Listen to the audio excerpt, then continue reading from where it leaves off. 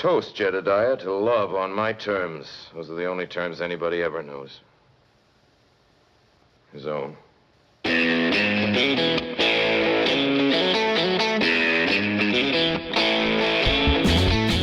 Hello and welcome once again to the Cine-Files, where each week we enter the world of a great film, we explore its themes, the history, the filmmaking, and the influence it has on us today. And this one has a lot of influence. You took the words right out of my mouth. Yeah. Yes. My name is Steve Morris. I'm a filmmaker and directing instructor in Los Angeles, California. Hello, everyone. My name is John Roca. I'm a voiceover artist, host, writer, producer here in Los Angeles, California, and lover of all things film. And no film do I love more than the one we're going to talk about today. Yeah, and we are welcoming you back to our continuing what we are calling the Month of Kane. The Month of Kane. Yes. And we started this last week. We had just a whole episode devoted to Orson Welles' biography. Yeah. And now we're going to jump into what is almost universally considered the greatest film ever made. Yeah, it's constantly it constantly battles on the list.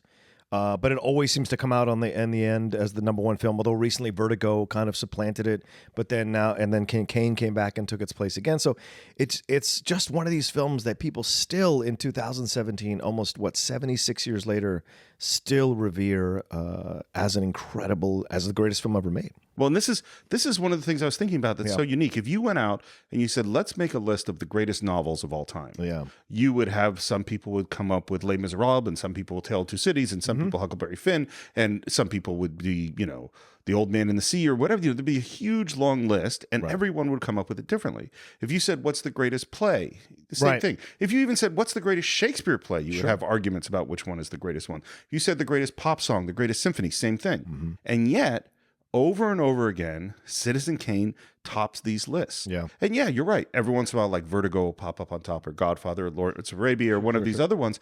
But Citizen Kane it's always a surprise. And I think that is unique in any art form I can think of. Yeah. That we keep coming back to this film. And it comes with an incredible amount of baggage in its background, and an incredible amount of reverence from people who are still discovering it and still cite it as an influence to them, critics and filmmakers and people who love film and cinephiles and what have you. They still are blown away by what this film can do to them and how the timeless this film feels, even though it's very obviously of its time. It's still incredibly timeless, and the story itself still resonates with us, this idea of a man of incredible power who is constantly unknowable even by the people closest to him. Well, and it remains unique. Yeah. There's just isn't anything like Citizen Kane. There are, it's like if you talk about Star Wars, you talk about we can make comparisons with The Godfather and Goodfellas and things like that, but Citizen Kane is it's in its own world. Yeah, and it's one that's unremakeable. Oh, yeah. If anyone was to talk, if studio was even to broach the idea of remaking this film, I think people would en masse storm the castle and set that studio on fire. I just think it's not one of these films. Let's hope they never do it. Yes, well, right. It's very dangerous. Well, the French Revolution would mirror the French Revolution. And so to me, that's just, I think it's just one of those ones that you can't, even Seven Samurai, which I consider my second favorite film ever made, was remade in essence for America. So this is one of those films that's just untouchable. Well, Seven Samurai, part of the difference is that Seven Samurai is a high concept movie where the idea is very simple. Yeah. And you go like, oh, there are these 7 people that get hired to protect this place. Well, we can replicate that in all sorts of ways. Right. Kane. Yeah. I don't know what it is. Right. Do you remember when you first saw it? Oh, absolutely. Yeah. And I talked about this on numerous podcasts. For me, this is the film that turned it around and turned me into a cinephile, for lack of a better term. I had always enjoyed films. I always liked films, but I think it was my junior year in high school, I was homesick.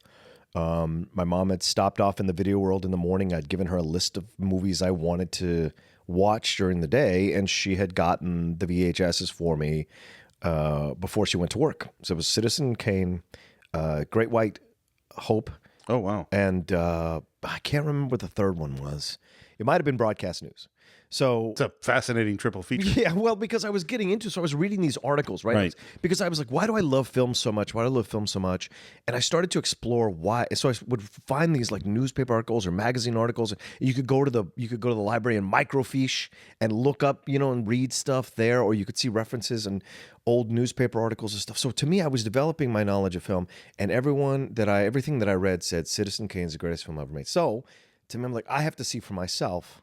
And so that afternoon, and I built up to it all day because I was like, I gotta be ready mentally. And so, and then I watched it, and I was just floored. I put it in, or I rewound it and watched it again, and it was one that just completely changed everything around for me because I understood for the first time ever, like, why I love film and what it is about film that I love so much. And it just began my lifelong love of film, which still exists today very powerfully. Yeah, I think I probably watched it about the same age. It was the end of high school. And I'd heard same thing. I had heard like, this is the greatest film ever. I remember I watched it the first time, and it's hard to take in. I think I had like more of a, wow, that was really something. I don't know what to do with that. And then probably watch it 2 or 3 more times, through college. Yeah. And then I remember when the 50th anniversary happened. Oh, yeah. And I got that box set as a gift with the VHS that has the big poster, which is still hanging in my office. Yep. And I have it framed in the closet. Yeah, I saw it. Yeah, yep. I knew that you had it too. Yep. And that's when I started to get the books, and that's when I started to look into Orson Welles. And this is the thing about Welles and Kane, is that it makes you want to dig in. Oh, yeah. It makes you want to know more. It's not like a movie where you just kind of let it wash over you and then you go away. It's sort of like, well, what is all that? I want to explore. Right. And now here it is, it's 30 years after I first saw it, and I'm still exploring. Oh, yeah. I've learned so much about Kane in the last couple of weeks that I never knew. And I taught this in class. Yeah. And yet now I know much more than I knew before. Oh, I can never read enough. Yeah. Like I've gone to, any book that mentions Kane, I will, and has Orson Welles as part of it, I will buy.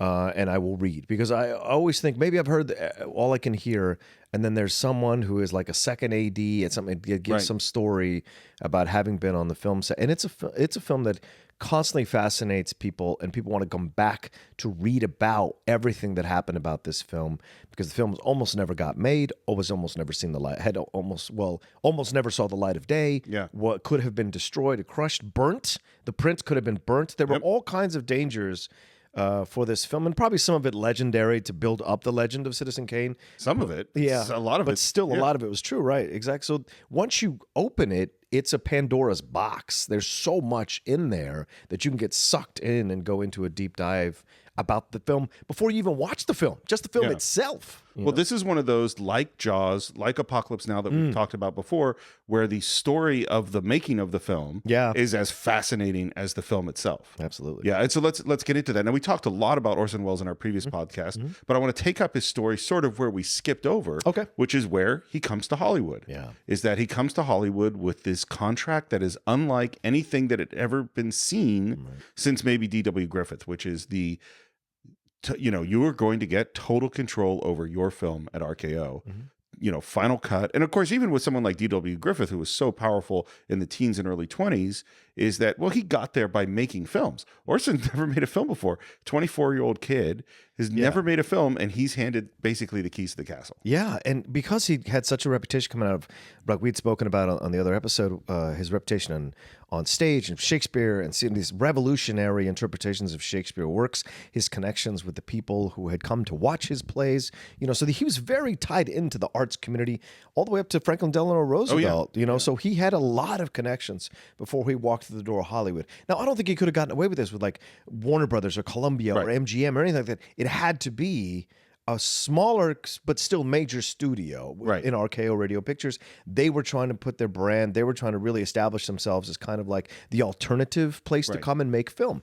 In essence, a glorified independent film studio. And so they gave him Final Cut as a way of saying, look, this is how we respect artists. This is how we view artists, and to attract them. And man, what a decision that ended up being. In all sorts of ways. Yeah. Probably one of the worst decisions RKO ever made. Probably. Although we're happy that they did it. We all, yes. Yeah. I don't think we'd have the film community now if they hadn't made that decision. And the first film he wanted to make was Heart of Darkness, the Joseph Conrad book, and he wanted to do it all from like POV shots. And that's just I have this with my student filmmakers all the time, and it's a classic idea that sounds really great and it's really terrible. And so I'm really glad he didn't make that movie. Yeah. And then he meets Herman Mankiewicz, who was a person who used to go to San Simeon and knew William Randolph Hearst and was a drinking buddy with Marion Davies, and starts hearing these stories about Hearst and San Simeon, and that's how they find what their movie's going to be. Yeah. Which originally they're going to call American. Right. Yeah, that's the original title for Citizen Kane. What an interesting decision by Mankiewicz to kind of risk the friendship, the very powerful friendship of Hearst, and also the very intimate friendship of Marion Davies, by writing this film with Orson Welles. Well, and risk his whole career. Yes. I mean, it's not, like this is as powerful a person in the country in terms of media. Yeah. And, Herman Mankiewicz was a drunk and had a lot of issues. And I think, a frustrated genius probably in a lot of ways. Sure. And as most writers probably are. Certainly that's how I feel. Okay. And you have someone like Welles come and sweet talk you and say, no, you can do this. I mean, that's a powerful force to come in. And you can't overestimate that the boy wonder genius of this guy swooping in. And when you see Welles in the movie, he is so dashing. He's so good looking. He's so youthful. It's powerfully youthful. Who could resist a guy like this? Well, we see him seduce people in the film over and over again. Yes. And that sure is real. As he's seducing like actors and people he's worked with, he's seducing women like Dolores Del Rio. He had been married, and now is when he's going to have one of his first major affairs with Dolores Del Rio. Very public. Yeah. So he brings his Mercury Theater actors from New York. So almost all of the actors we see in this film are really new to film. And he also brings Bernard Herrmann, his amazing composer, who goes on to be Hitchcock's main composer and is composing. The last thing he does is Taxi Driver for Martin Scorsese. Right. That's Herrmann's last film. So he brings them. But then and of course John Houseman, who I think is one of the people that doesn't get the respect that he really deserves for this film. Absolutely. And one of the unsung heroes, not only of the film, but of Welles' life and career. And they had a very tempestuous relationship. Like apparently Welles at one point threw a coffee maker at him when he freaked out in Chasen's, which is the inspiration for the scene where he wrecks the bedroom. Houseman says, we need to put that in the movie. Wow. And they pressure Welles to create that scene. But the big addition that we get is Gregg Toland. Oh yes, the cinematographer. Our cinematographer Gregg Toland, who's known as Papa, and he was the great cinematographer of the time. He did Grapes of Wrath and all these John Ford films, and I mean he is the man. And he decides he wants to work with Orson Welles. Yeah. The story I heard is that someone was in there interviewing with Welles in his office, because he was set up a studio, walks out, sees Gregg Toland with his equipment sitting in the waiting area. Gregg Toland sitting in the waiting area, and says, "What are you doing here?" He says, "I'm here to interview for the job of cinematographer for the film. I want to work with Orson Welles." The guy says, "What? Why are you interviewing? Why would you want to work?" And he said, "Because I've mastered everything that I can master at this point." I mean, some version of that with the directors. I want to work with a director who will come up with a new way to shoot a film that'll challenge me and make me expand as a cinematographer. Yeah. And that tells you why he was so good at what he did, because he understood that what he was doing was an art form. And comfort is the enemy of progress. Comfort is the enemy of greatness. Right. And so he knew to push himself, he had to challenge himself to work with a new guy who would see new ways to shoot film. And damn if it didn't happen. Because Orson didn't know what was possible. Right, of course. He had no idea how films were supposed to be made. And so when he said, I want to do this, then it was like Toland and a whole bunch of technicians and a whole bunch of inventors had to figure out, well, how are we going to do this? Yeah. There's a great story that Welles tells, as all his stories are great stories, about Toland that I really love. And whether or not this is true, I don't know, but the story is so great, which is that apparently, according to Welles, Toland and all his crew, they all worked in suits. They all wore jackets and ties. Oh, wow. Which is a more formal era back then. Yeah, you're right. You can see that in the clips behind the scenes stuff. But thinking about like people climbing up on ladders and moving all this equipment, they're all wearing jackets and ties.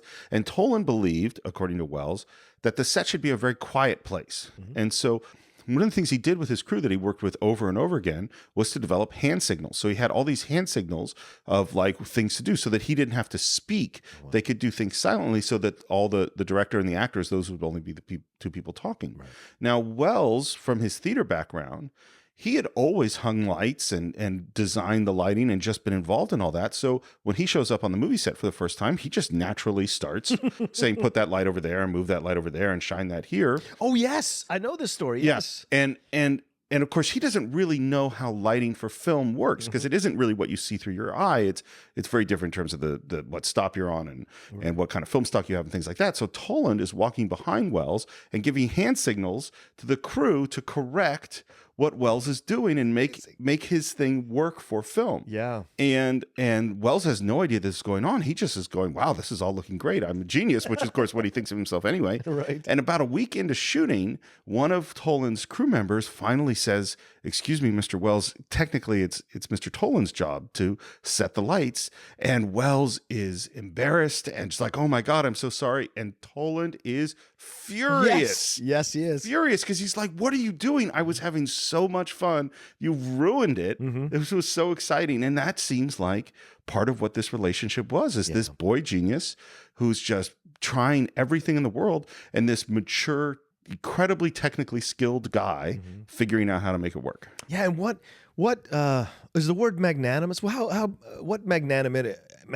I don't know what the word is. Magnanimity. Magnanimity. That is a hard word to say. Toland. Yeah. To have that kind of thing where he wasn't egotistical or arrogant about his knowledge, that he would be willing to follow behind Welles and just, kind of figure things out with his crew and let him do whatever he wanted to do because he could pick up something. He might learn something. Yeah. And that's incredible, man. And from what I understand, for the extension of that story is that no one was allowed to talk to Welles on Toland's crew without Toland's permission from that point forward, because Toland would get super upset if you ever did that because he wanted it to be very pure experience. Well, and this is something, and again, it's something I teach my students, is there is a hierarchy on a movie set. Yep. And although I don't believe in a complete adherence to hierarchy because it gets a little stiff, but in general, there are people that shouldn't be talking to the director. Yeah. Things need to go through a certain kind of chain of command in a certain way because some of these relationships are delicate and there's a time efficiency that has to happen. One other thing they did, by the way, is they show up and they're in pre-production and Welles goes to the studio and says, listen, could I have a couple of days to do camera tests because I've never been on a movie set before and I just need a little practice, and Toland and I are going to go just shoot stuff so I can learn. And they go, oh yeah, sure. And of course, what did Welles do? But he went and started shooting the movie. So he's 2 or 3 days ahead of schedule, which, and he's a con man. Yeah. And that's something you'll see from Welles for the rest of his career. Yeah. And Robert Wise talks about this in one of the special features on the Blu-ray. In one of his interviews, he says, and Robert Wise is the editor of the film. He interviewed to be editor of the film because Welles didn't want the editor that they assigned him because he thought the editor was too old. He wanted someone young with him to edit at the same age who understood what he was trying to do with the film. And Wise said when he got called in by his boss to be told about the interview, that his boss told him, you won't believe what Orson did. And the exact story, he said, he shot these things and people realized that he was actually shooting the movie. Yeah. And by shooting the scenes to finish scenes like that, they were it convinced the studio to greenlight the film, and Wise was immediately thrown on as the editor because they knew the pace that Welles wanted to go at. They needed someone young who could keep up with him and edit as he went along. So it's just interesting, so fascinating. So I have a fairly quick story just because I know someone who did exactly this kind of thing. Yeah. So Hoover, who you've heard me talk about many times, so he was working for ABC, and they were going to shoot in the late 70s, early 80s, a climbing film in China.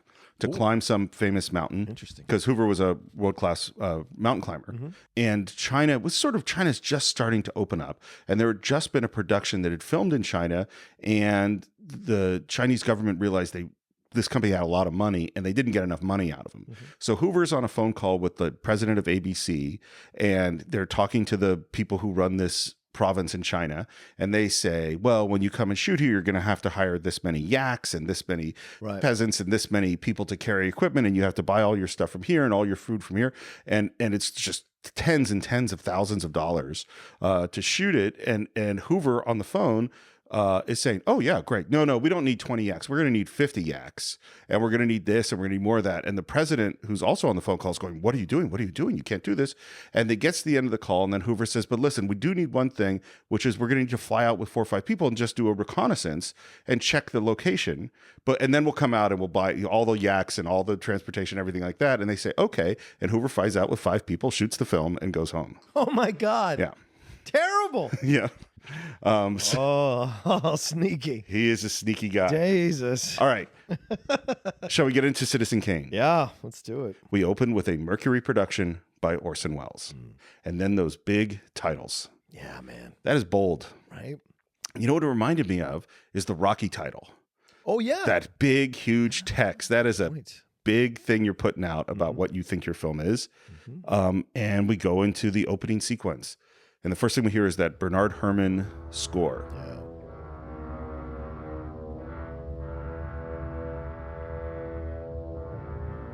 I think his music sounds like nothing that had been in film up to this point.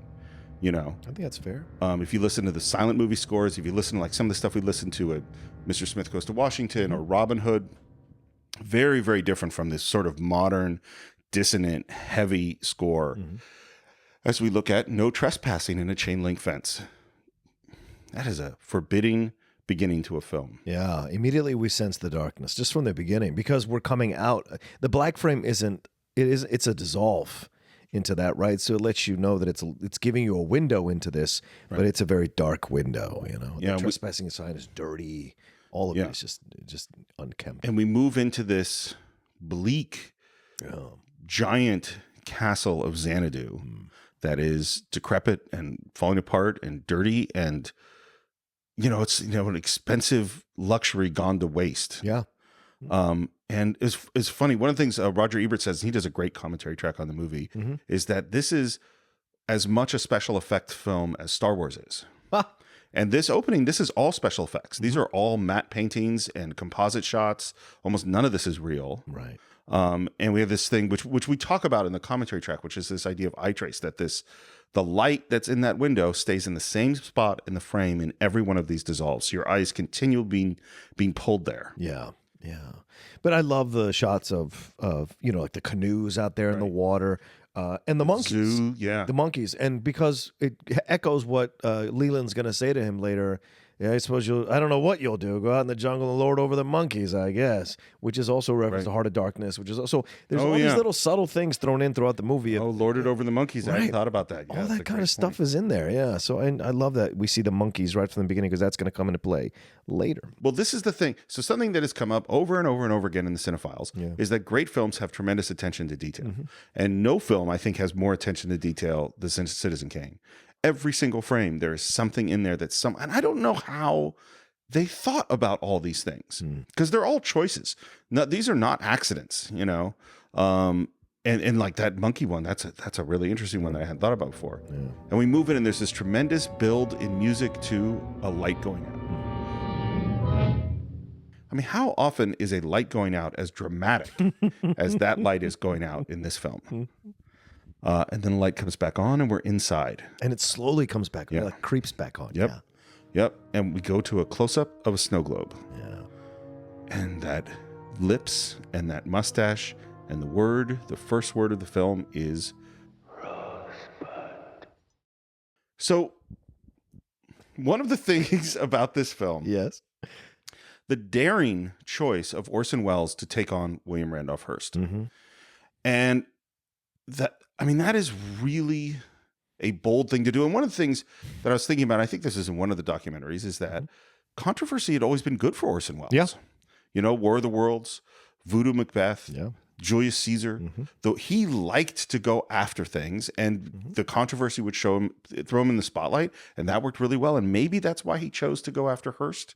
I think that's in his nature. Yeah. It's in his nature to thumb his nose at establishment. He was one of those guys because a young man, he was constantly challenged from when he was a kid in preparatory school. Yeah. He would challenge his headmaster. You know, we talked about in the conversation, like he went to Dublin and claimed to be this, so he challenged what is allowed, what is not allowed at the Gate Theatre in Dublin. It was a very legendary theater. So he was constantly pushing the boundaries as a young man. Or Cradle Will Rock. Oh, Cradle Will Rock, right. Yeah. Bringing that play to fruition. Like, he's constantly fighting against the authority or what he sees as the establishment. And so why wouldn't he do this? Do you know what I'm saying? To go and immediately go after Hearst and tell his life story in such a stark way. And the reason that I bring this up now is what is this choice of the word Rosebud. Yeah. Is that I think if he had not used this particular phrase, things might have gone very differently because, according to Herman Mankiewicz, what he told Wells is that the term Rosebud was the one that William Randolph Hearst used for his mistress, Marion Davies' private area. Yes. And that is where the term Rosebud comes from. Right. And so the idea of using that word as the center of your film is, it's giving the finger to one of the most powerful people in the world and exposing literally the most intimate place of their private lives. I mean, audacious. It's audacious, man. I would say it's beyond audacious. Yeah. It's mean. Ooh. Okay. I mean, that's not necessary because that's not his public life you're attacking. Right. You know what I mean? Like doing a film about a powerful character that makes references to a very public person who's made a lot of very public things. I have no problem with that at all. But going into their bedroom and taking an intimate, there's no purpose to it. You know what I mean? It could have been that there could have been any word. It's an inside joke meant to embarrass Hearst and Davies. And Wells said later on that he regretted doing it because of Marion Davies, not because of Hearst. And I think that's fair because Hearst was a complete asshole who destroyed many people and ruined a lot of lives with his empire and his hubris. And so for him to attack Hearst is different than attacking Marion Davies, who was a woman who was an actress, who fell in love with him, who sacrificed her money for him, her career. She really loved him. And so by all accounts, she was considered a very sweet, loving, incredible person. Yeah. So to attack someone innocent like that, comparatively innocent like that, was where the mistake was made, in the long run, right? In which Wells cops to later on in his life. Yeah. But so he says Rosebud, it's our first word of the film. The snow globe falls out of his hand, shatters on the floor. We get this amazing, reflective, broken glass warp shot of the nurse entering the space, which is just a fascinating shot. And then she places the hands over the body, and that is the death of Charles Foster Kane. Right. And the light goes out again. So to me, the light going out the first time is him taking his last breath, like his near death, taking his last breath is the light coming on again, saying Rosebud. It's a return to innocence. For me, that's what that is. It's a return back to that one special moment in his life, his last special moment in his life before all this stuff was warped in his upbringing, and giving one last breath before he dies. And I love the fact that the snow is moving. Yeah. So the snow wouldn't be moving if he hadn't shook it in some way. That's true. Absolutely. So I think he shook it.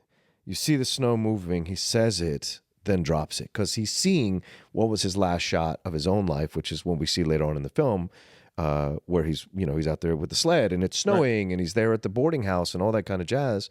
And so for him, it's his last moment, and he lets it go. And after this slow, somber, quiet build to this man's very somber death, we go to News on the march.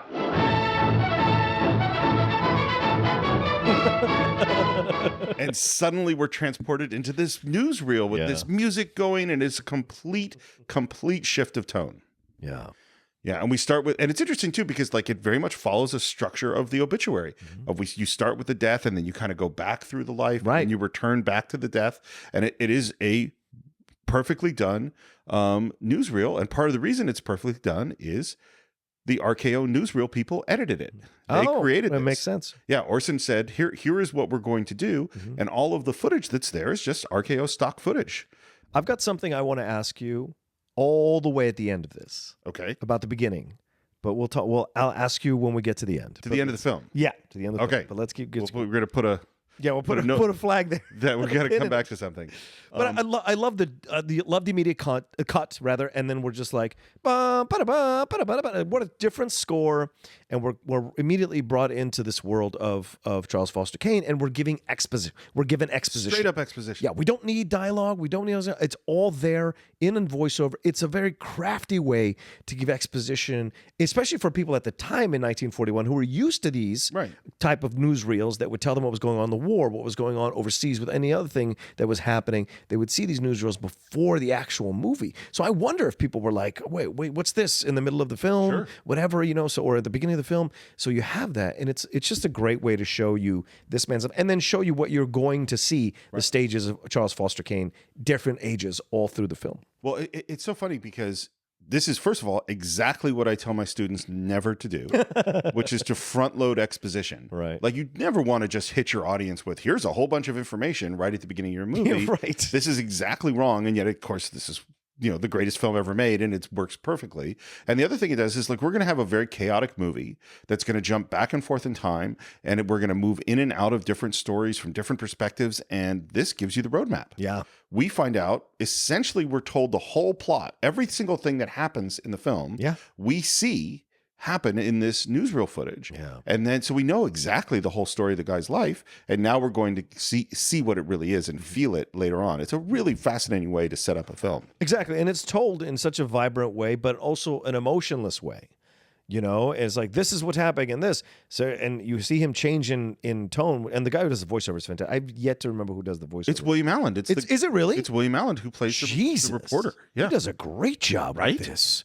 My gosh. Yeah. Well, these are the radio. I mean, that's part of when you hire a bunch of people who are radio actors, they do different voices, That's great. I love when he goes, first support, then denounce. And then when they talk about the mistress, Susan Alexander, shame. Taken out of me. And then there's a quick cut. So they only let you exist for just a couple of seconds in the down parts of his life, and then immediately they're off to the more exciting parts of his life, because this is what you do with a great man. You don't dwell on the negative stuff when you're giving his life story, her life story. You really focus on the incredible achievements that they were able to do. And it's interesting too, like because it's all stock footage. Yeah. None of the shots of Xanadu match. They're all different buildings. Yes. Shot for different places. And it's like, it doesn't really matter. And we have these great shots of elephants being moved and buildings being built and, ships going and all this stuff. And it's all just the stock footage from the newsreel guys, and we see our first shot of Welles in the paper, and we see him in his makeup, and we see the, like things like the guys on the roller skates in front of the closed newspaper office. We see the graphics of the radio station as his empire is building. We find out that his wealth comes from the Colorado lode from this mining, which is also, that's where Hearst's money comes from. I mean, the parallels to Hearst, there's tons. But the fascinating thing is that this very much is William Randolph Hearst, and this really isn't William Randolph Hearst. Exactly. But in terms of the facts of his life, a lot of it really is. And one of the things about this is that, particularly because of this newsreel, it feels like we're in a big budget movie, but this is not a big budget movie. It's a small budget movie that's really made to look big through some really, really smart filmmaking. We see Thatcher, who's George Coulouris, who is Kane's sort of guardian banker, talking to Congress, and by the way, to make some of this footage match the newsreel footage, Robert Wise took the negative and dragged it around the floor of the studio to get it all scratched up. And he says, this is our first real statement we hear about Kane, and Thatcher says, Mr. Charles Foster Kane, in every essence of his social beliefs and by the dangerous manner in which he has persistently attacked the American traditions of private property, initiative, and opportunity for advancement, is, in fact, nothing more or less than a communist. So that's who Kane is. He's a communist. Seems all summed up. Right. And then we go to a big rally, which again is stock footage. And the only thing that they shot for this is one guy in a low angle shot, but we feel like we're at a big rally. Yeah. And he says, he is today what he has always been, and always will be, a fascist. Fascist, yeah. An immediate contradiction in who this guy is. Yeah. Yeah. And this relates to the marketing materials, because the marketing materials, the trailer, the posters, the cards they would give out back then, he's a heel, he's a hero. You see the different people from the movie yelling out things, from both sides, so it's very interesting. And if you watch the 3.5 minute movie trailer, it's different people giving their points of view of who Kane is, and it varies depending on the person. And then at the end, you're left with this idea. It leaves you that you're going to see a movie that you will not know who this person really is. Well, and this goes to, something we said over and over again. Yeah. Every film is a mystery, and Kane, maybe more than any of them. Yeah. The mystery is, who is Kane? Right. And that is what we are establishing right now. Yeah. We hear about him urging a country into war, keeping them out of other wars, supporting one president. He's hated by some. He's loved by others. This is a guy that creates controversy. Yeah. And even the great shots of him with Hitler and Teddy Roosevelt. And, you see that he's just part of history. And then we find out about he was married once to the niece of a president, and that ended in scandal. His political career ended in scandal. And then he married his second wife, who was a singer, built the Chicago Opera House for her, which cost $3 million, and then built Xanadu. Xanadu. Cost? No man can say. So much, like the cost, no man knows. Yeah. We hear that in the Depression that his papers closed. We hear all this stuff about him, and that he ended up sort of alone and lost. And at the end of the newsreel, we have this footage that really seems like spy footage. Yeah, found footage filmed of him as he's being pushed around in the wheelchair, looking like a very sad, old, lonely man. Yeah. It's very interesting because when we're recording this, Steve, there's been that footage that came out of people like catching Trump on the golf course. And it's very familiar to that video. It's very, look at 70 years later, we're still doing the same thing, sneaking off and taking shots of people who are trying to hide stuff, Yeah. And by the way, one of the people that's one of the heroes of this is Maurice Spiderman. I think it's the makeup artist. Oh, yeah. And he is, it's amazing what we see, because we've got to remember, he's a 24-year-old guy. Yeah. Who is a not thin at the time, good-looking guy, and they make him in 10, 15 different ages. It's amazing. And then the end comes to Charles Foster Kane. And we see his name go on the board at Times Square, which again is a composite shot. All these are special effects. And that's the end of our newsreel. And now we're in, and the movie shifts. So we had one tone at the beginning where we had this slow, somber thing. We had this bright, fast-paced newsreel. And now we're in this space where the newsreel has just been projected, which is all backlit and smoke-filled and silhouetted. And we hear the guys making the newsreel talking about delaying it because they haven't really gotten it yet. Yeah. All we saw on that screen was that Charles Foster Kane is dead. I know that. I read the papers. You see, Thompson, it isn't enough to tell us what a man did. You've got to tell us who he was. And this scene, by the way, is the scene that they shot when they were shooting test footage. Oh, this is the camera test. No wonder all the actors, or most of the actors that you're going to see in the film, are sitting there, including Joseph Cotten, are all sitting around. George Coulouris, they're all sitting around there. Yep. Well, and I think, by the way, I also think it's interesting that shooting this scene, this silhouetted scene as your camera test footage, interesting that a guy who came from radio, the first scene he chooses to shoot is one where you really don't see people's faces. It's really a radio scene. Yeah. We're really about hearing voices. Yep. You can only see it now because it's HD. Right, so you can brighten up the screen now and you can see all the faces, or you can try to most of the faces in the scene. But yeah, when people were actually seeing this in the film, I'm sure they didn't see. Well, this is a sign of if you can see all their faces, then your television is not adjusted properly, and you need to adjust it correctly. No, all right, but go ahead. Yes. I don't like anything to be hidden from me. This is a true thing. You don't know the power of good blacks on your screen, sir. I will come over and adjust your TV, and you will see the difference. All right. And we get into this question of like, how can we show something new about Charles Foster Kane? Right. And the subject comes up of Rosebud. Maybe that's going to tell us something. His last words, Rosebud. Here's a man that could have been president, who was as loved and hated and as talked about as any man in our time. But when he comes to die, he's got something on his mind called Rosebud. Now, what does that mean? That's the movie. Yep. That's the whole movie in this sentence. What does it mean? Can finding out about this word tell us something about the man? Yeah. And we're going to spend our whole movie trying to answer that question. And he assigns his porter, Mr. Tompkins, played by William Allen, go out and talk to everybody who loved him, everyone who hated his guts, and see if you can find out what Rosebud is. I like his line because he's like, Rosebud, dead or alive. It'll probably turn out to be a very simple thing. So we go to what is going to be our first interview. We're going to meet Susan Alexander Kane. Yeah. And this is the thing, the love paid to every single detail. How are we going to enter this scene? We're going to come in through the roof, go down towards the skylight. And by the way, this is not a model. This is full size. Incredible. And that sign, there's like the kind of neon sign, splits in two so the camera can go through it. And that's the trick. And then we kind of do these dissolves that are covered by lightning flashes as we get down in to see Susan Alexander Kane. It's a gorgeous shot. Yeah. And there's the great Dorothy Comingore. And I think, it's one of the sad things about this film is, with the exception of Joseph Cotten, none of these people really become stars. Well, they all work. Right. Like Collins was already a star from radio. Right.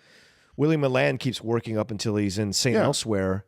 What the one who plays his mom, Agnes Moorehead. Agnes Moorehead keeps working into Bewitched. They all work. Yeah, they all work, but no one becomes a star. No, You're right. Cotton's the only one that becomes a star. And Cotton's only a star for a little while, right? And then he recedes back into the background. So yeah, but Comingore was the one that people thought was going to really come out of this and be, and Wells does too. In all the promotions for it, he says, I'm saying her name for the first time, but trust me, you're going to know her name by the time this film. And he apparently does this really interesting thing, which he builds her up publicly, and he really, seduces her to be on the film, and then he is brutal to her throughout the entire filming, like really rips her to pieces. He wants her insecure and nervous, and that's how he gets his performance out of her. Yeah, and she, by the way, was discovered by Charlie Chaplin. Oh wow, yeah, that's who first discovered her.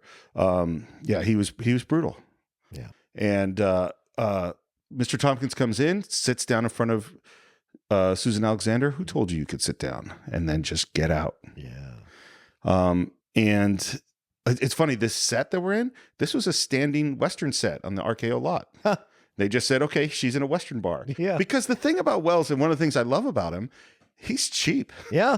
You know what I mean? He's not a guy who goes, build me the greatest set in the world. He's like, how can I figure out how to do this for the money I got? Right. Which will come into play for the rest of his life. Because it's always going to be hard. Yeah, but I love this scene because it introduces us to Susan in a way. And if you're watching it for the first time, this person has something to do with his life. If you remember her from the newspaper shots in the News on the March reel, right.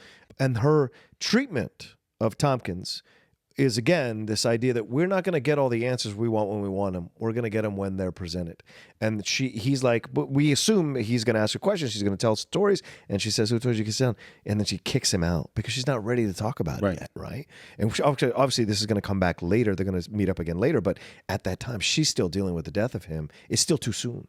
She's still grieving. She's been drinking. God knows for how long she's been drinking. The highballs, all that kind of stuff. And then, Tompkins gets up and has to talk to that guy. And this is the thing. She is one of the few people we're going to meet who genuinely loved him. Yeah. And I think that shows in the scene. Absolutely. As much as she has every reason to hate him. Yeah. She also loved him. She's still destroyed by his death. Yeah. And Tompkins goes over to this phone booth, which isn't a real phone booth. It's this very strange set thing. Yeah. And we have, and he's silhouetted, and he's a guy, we're going to see the back of his head and the silhouette of him throughout the whole film. We almost never get a clear shot of his face. And the waiter comes over and says, why, until he died, she'd just as soon talk about Mr. Kane as about anything. Hello? Sooner. And again, peopled by great, great character actors. Yep. And we see this shot where we have Tompkins in the foreground, silhouetted. We have the waiter in the midground, and Susan Alexander Kane is in the background, still in focus in a pool of light. It is a beautifully, beautifully constructed shot. Yeah, and we'll see. Very hard to do. And we'll see it numerous times throughout the film, which is incredible. Yeah. And we hear that the next thing he's going to do is to go to the Thatcher library, and then he's going to see Mr. Bernstein, so we kind of know where he's going. Ask the waiter about Rosebud. As a matter of fact, just the other day, when the papers were full of it, I asked her. She never heard of Rosebud. So we're not solving the mystery here. Right. Let's go to the Thatcher library. Okay.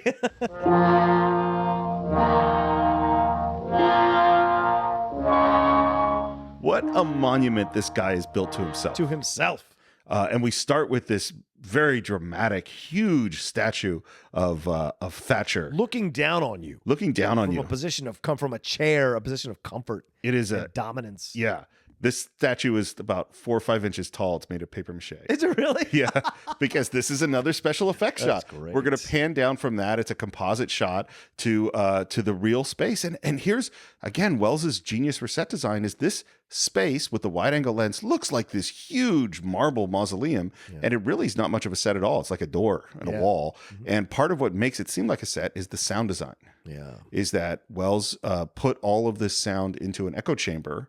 And this is how you used to do it, was you would record the sound and it would all sound good. And then you would play the sound through a speaker into a room that had all these surfaces that created echoes and re-record it in there. And that's how you get this sound. Oh, wow. You would send it out to a chamber or a metal plate or something like that to get all the echoes. And then you would bring that back in. Right. And so that's how he makes part of what makes this space feel so big and stone is just the sound. Yeah.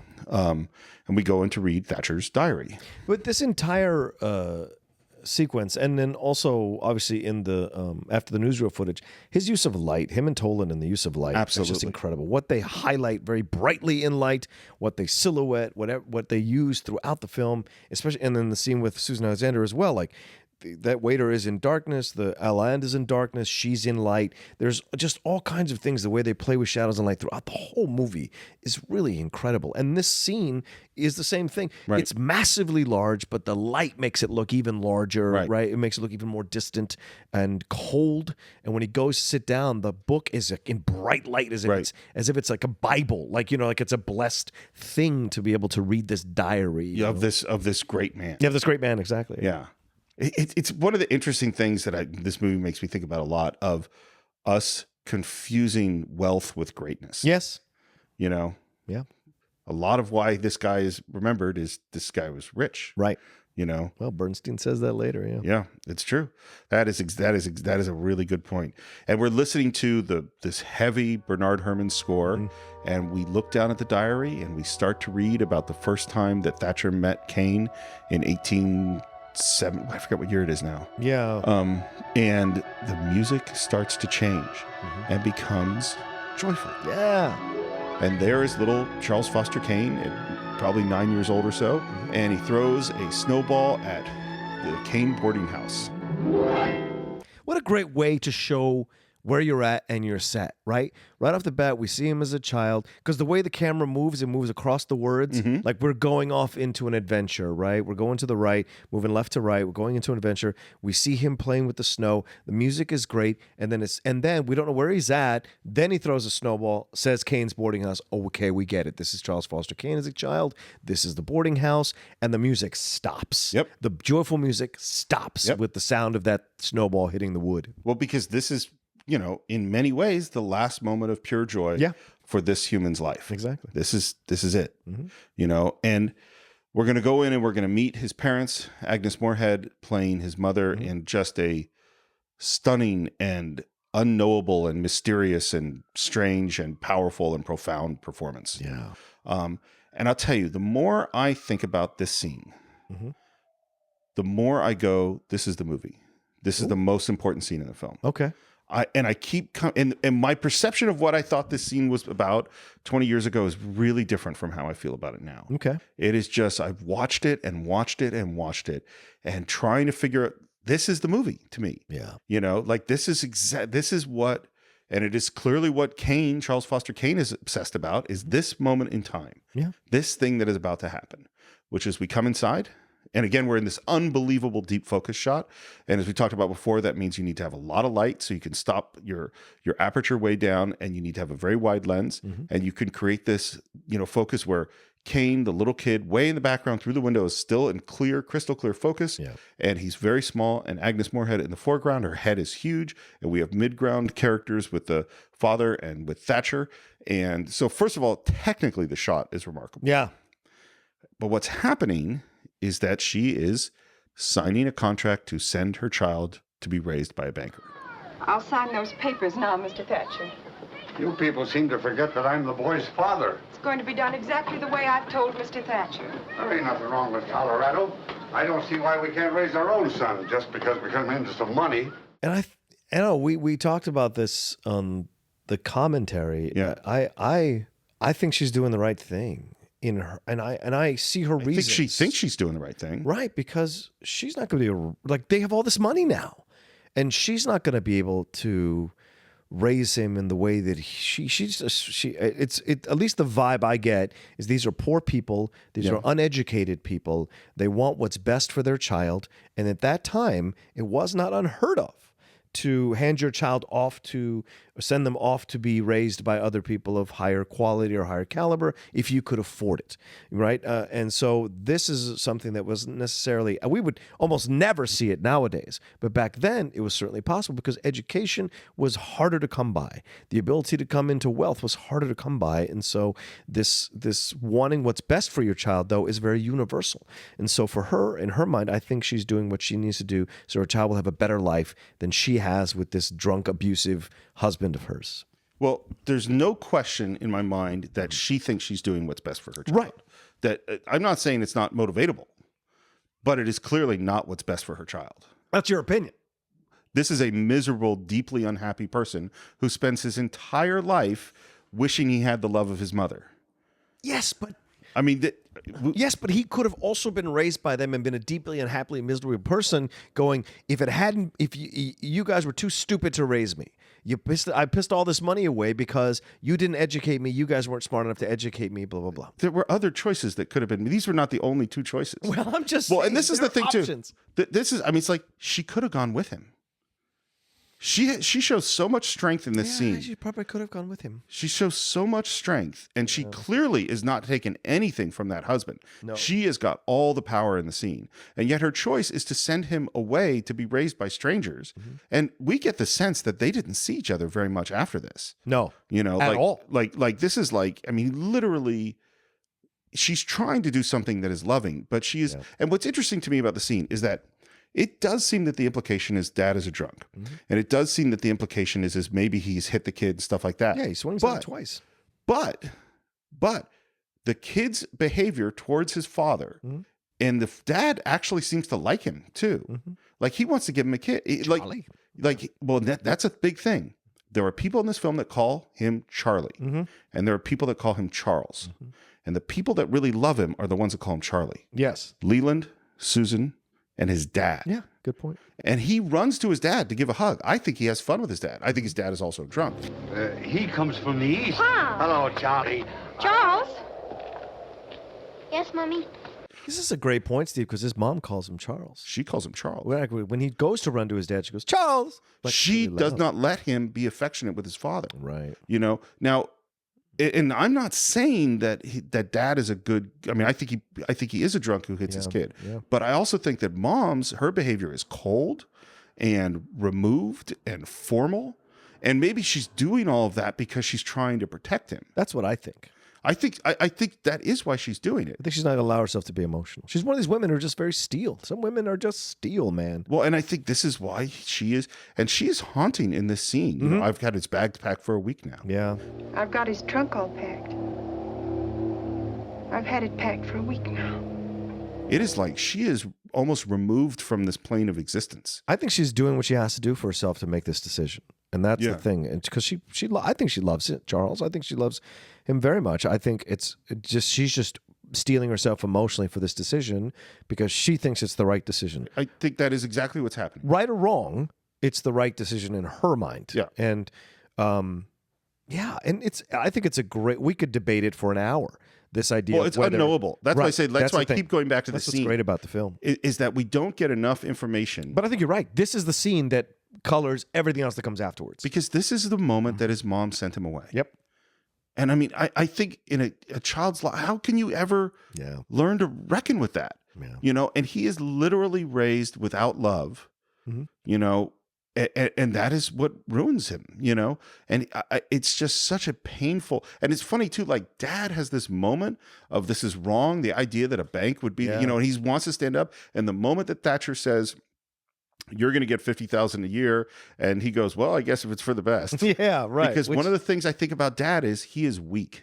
Yes. He's a weak man. Absolutely he is. And that's one of the reasons why I think she's doing what she's doing. She wants him to be raised in a better environment. Now, she doesn't know that it's going to turn him into this or that. What does she know about the rich other than they seem to live better and happier than they do on the poor side of town. Now, she's getting the money from all the calls, so she's going to be rich too. Right. So's him. So there's an argument to be made here. Did they just want to get rid of Charles so they could just go enjoy their money? Or did she not want him to, like, did she know she couldn't educate him the way she wanted him to be educated with this idiot drunk of a husband? Like, maybe. That's the thing. Well, So- I think she's on some level a broken person. You know, that she and she, I don't think she, from her perspective, can see a way. The only thing she can see is what you say. He must be raised by the people that can do a better job than we can do. Right. And this is this thing of, you know, humans need love way more than they need money. Yeah. You know. Yeah. And she removes him from love. Yeah.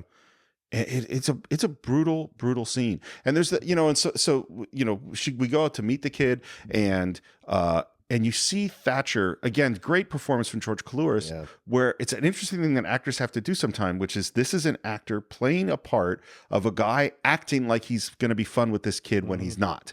You're going to see Chicago and New York and Washington, maybe. Ain't he, Mr. Thatcher? He certainly is. I wish I were a little boy going on a trip like that for the first time.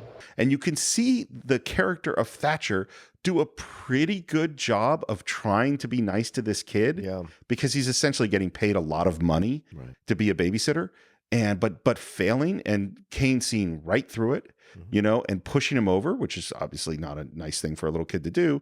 This is the kind of guardian he's going to be. Very clumsy and stupid and unable to connect to the child. You get that already in a microcosm. But and the shock, I mean, it's what's interesting too about the way mom is doing this is this happens really fast. Yeah. Like, 1 minute he's playing in the snow throwing snowballs, and the next minute you're going to go live in New York with this guy, and you're leaving in a train that's coming right now. Yeah.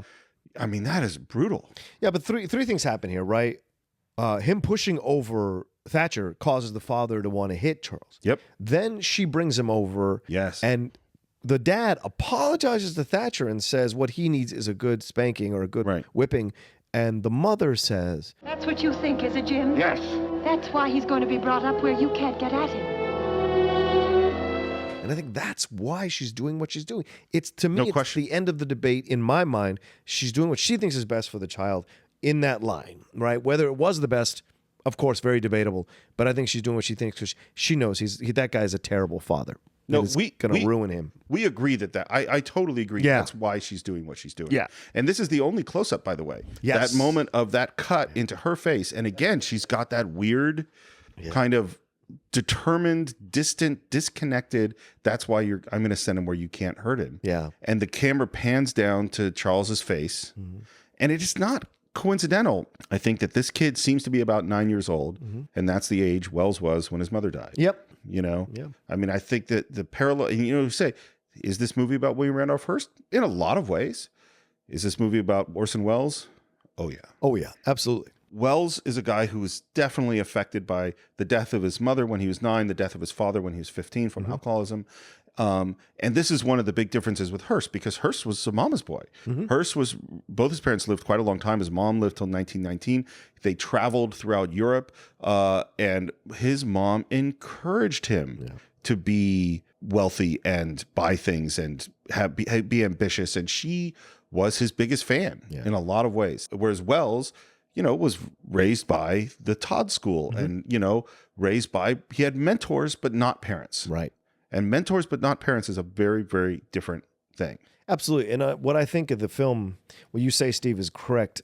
It is, yes, it's about Hearst, but it's also about Kane. And I've said this before, it's a very prophetic film about what's going to happen to Orson Welles, rather, in the rest of his life. But I think what's so important here is in some strange way, because of this film and because of how Welles ends up in his actual life, Hearst almost got the last laugh. And Marion Davies almost got the last laugh. And I wonder if, in some karmic way, him using that Rosebud, this is penance. This is the punishment. Yeah. And so it's interesting. Well, you know, I mean, he is a classic Greek tragedy. Yes. You know, it's hubris. On so many levels. You know, and he is Icarus, and he flies too close to the sun. And we're left on a shot of the sled as snow slowly piles up on it, and we hear the sound of the train in the distance. It's a sad shot, you know. And we cut to a sled and Christmas. Yeah. And Charles opening up a very, very different sled. And the costume that he's in is formal and fancy and uncomfortable looking. This is like a little Lord Fauntleroy. Totally does. And then you see the flaming fire next to it. It's not a warm house, even though it probably is technically a warm house, with the amount of fire. It's extremely formal. Yeah. And we look up at Thatcher towering over Kane, saying, "Well, Charles, Merry Christmas." Not even an affection, like lean down, a hug, anything. It is very much from a place of remove. What a weird gig Thatcher's got. Like, I don't know what he's getting paid, but he's getting paid to professionally raise this kid. Right. Like, the kid's living in his house, clearly. Right. Like, how weird is that? He was hired to educate the child and to raise the child. Yeah. He was not hired to love the child. No. And we see these servants that are there. they're all standing there at And so attention. in this one moment of Merry Christmas, we get a total sense of what this kid's childhood is like. And he has this angry Merry Christmas back. Merry Christmas. And immediately we cut to, "And a Happy New Year." Yes. It's 20 years later, and Thatcher is dictating a letter to Kane. Yes. What an amazing time transition. It's fantastic. They're incredible time jumps throughout this whole movie that are so effective. I mean, this is a guy who's never made a movie before. Right. He understands this thing about filmmaking that's so important, which is things can carry you across a cut. And the audience will not question it at all if it's done technically correct. And Merry Christmas and a Happy New Year is a perfect example of we totally understand what's happened and how much time has passed, and we don't blink at it at all. Yeah. And I will say, I think the newsreel prepares us for this. I think the newsreel laying the groundwork of jumping time, seeing him at different ages, moving around his life, prepares that this movie is going to be this. So Thatcher is dictating this letter and talking about he's the 6th largest private fortune, and it's time for him to, make some choices in his life. And then he gets this note back from Welles. And I love even the handwriting on the note is a great choice, is that it's kind of big. It's not beautifully written. And he says, "I don't care about any of these investments and stuff like this. There is one thing that I saw on the list of stuff that we own, and that's this newspaper, The Inquirer." I think it would be fun to run a newspaper. "I think it would be fun to run a newspaper." And then we go right into this montage about the Traction Trust. Traction Trust exposed. Traction Trust leaves puppy bite. Traction Trust smashed by Inquirer. Yes. And it is a perfectly constructed montage. Yes. And the music it's great.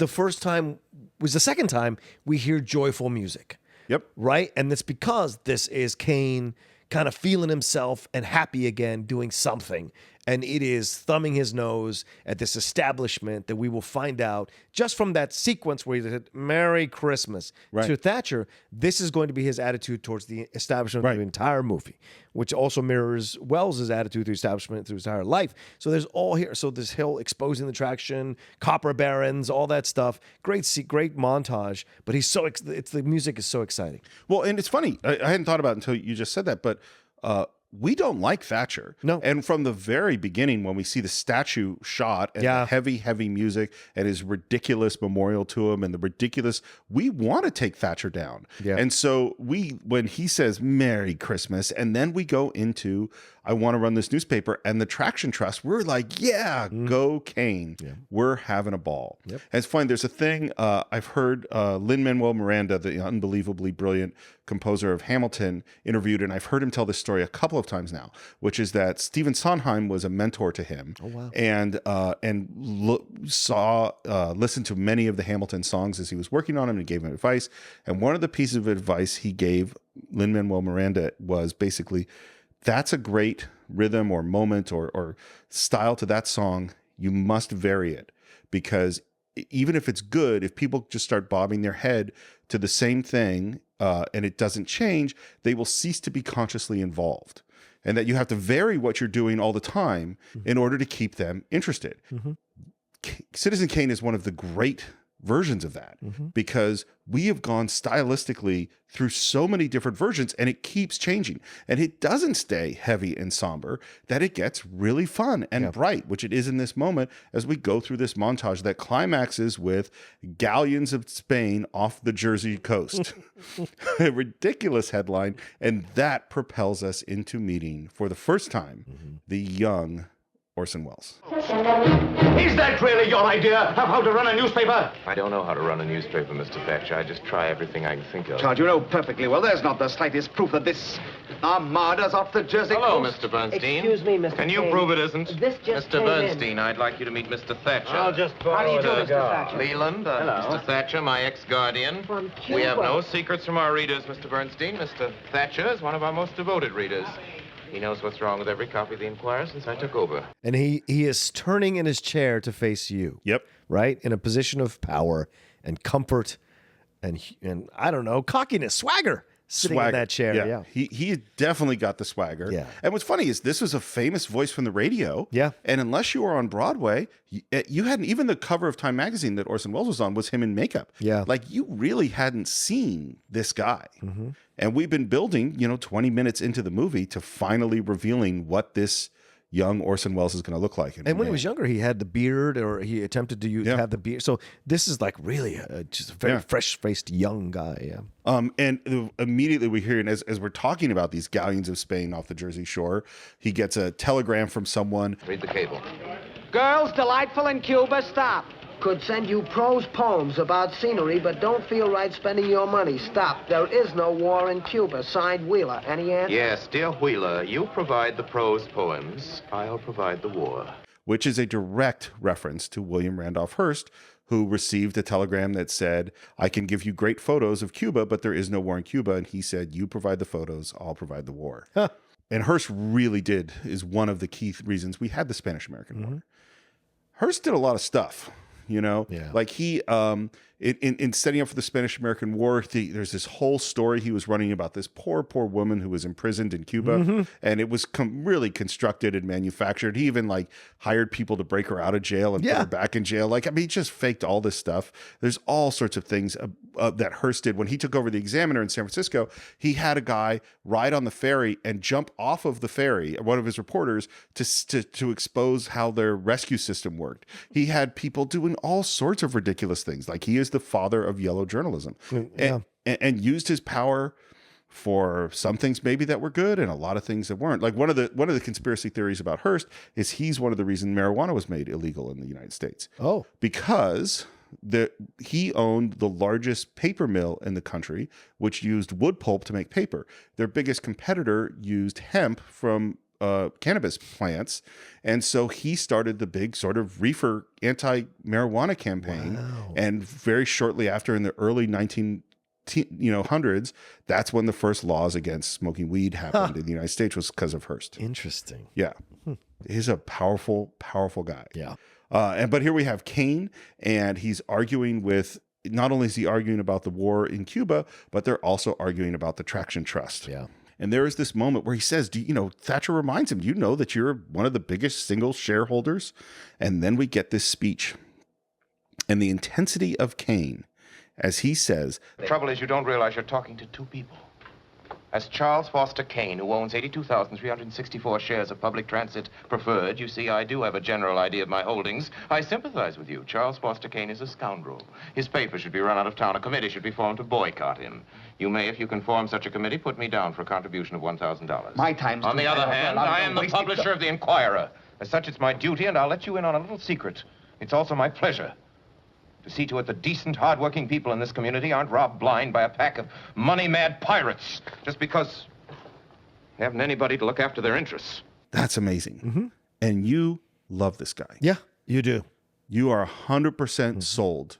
You get sucked up because you get sucked up into believing he is this defender of the good causes and the way he's been presented, and he's been, handed a bad hand in life from the beginning because of how he was raised and sent off. So we have a lot of things to sympathize with this character and the way he's presented and the way he's going at Thatcher, and all of that is just inherently almost subconscious in the way that we immediately gravitate to him, because we want our heroes to be these dashing, good-looking people who fight for the common cause and the good of the underprivileged and all those kinds of things. And we see that with him, but we see the sample of his anger at that establishment when he juts his head, almost like a snake, shoots his head out and says, I'll let you know a secret, it's also my privilege. Yeah. There is this when he kind of stands thing. up. Yeah. I mean, it is really an intense conversation. And it's funny because, in a weird way, like, it's kind of like he's Batman. It's like he's the rich, wealthy guy who's going to fight for the good, or he's Robin Hood, or he's, and there's a huge tradition. Voice the shadow. Yeah. And you go, and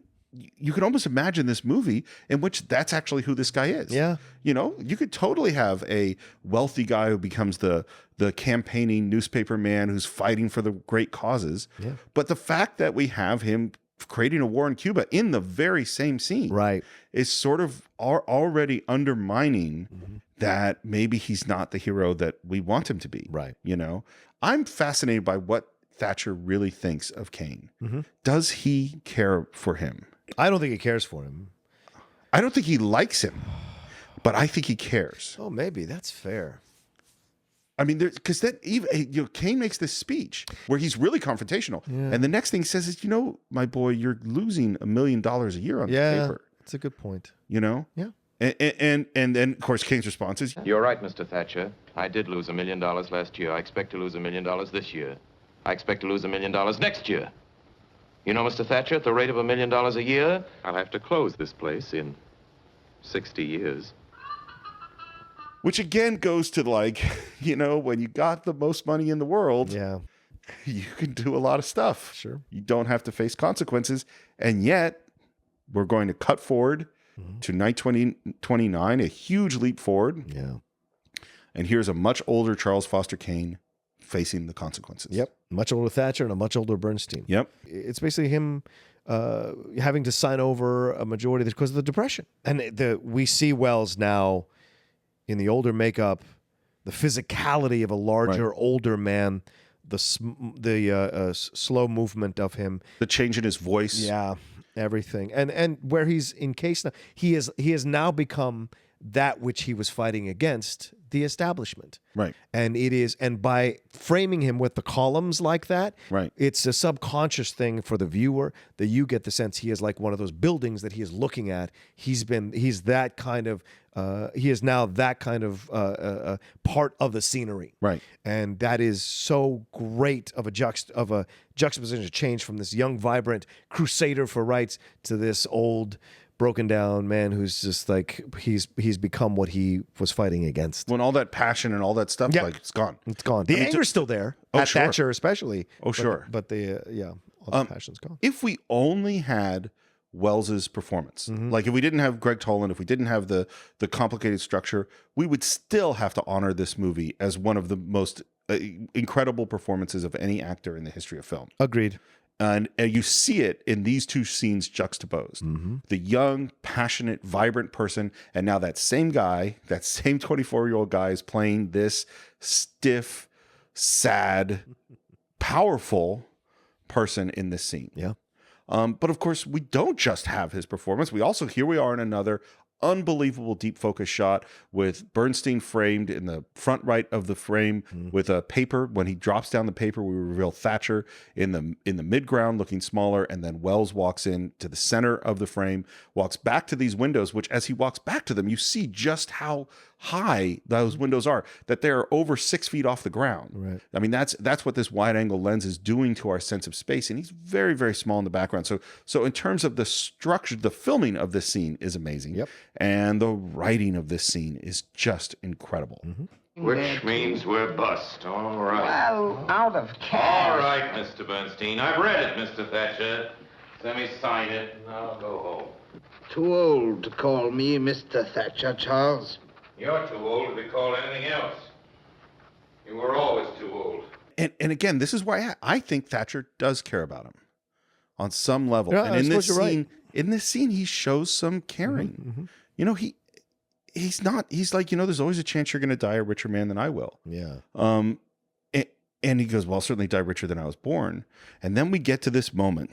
Mr. Bernstein, if I hadn't been very rich, I might have been a really great man. And it's important that he says this to Bernstein.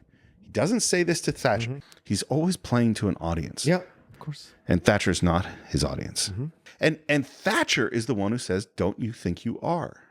Again, I think that shows caring. Yep. And his response is, I think I did pretty well under the circumstances. And Thatcher asks, what would you like to have been? Everything you hate. That is such a mean, harsh line. Sure. I mean, I don't like Thatcher, by the way. Yeah. I have no problem. I mean, I don't think he's a nice person. I think you can make a case, though, Steve, that he is who he is, and therefore, can you judge him on a normal spectrum? He is who he is, Thatcher. He is not intentionally evil to Kane. He raises Kane the best he could. Yeah. And yes, he shows his care for Kane by constantly monitoring his money, making sure he's doing the right things, investing correctly. Well, he's a very good banker. Yeah, he is. But he wouldn't have to go that extra mile if he didn't care. So there's a great point you make.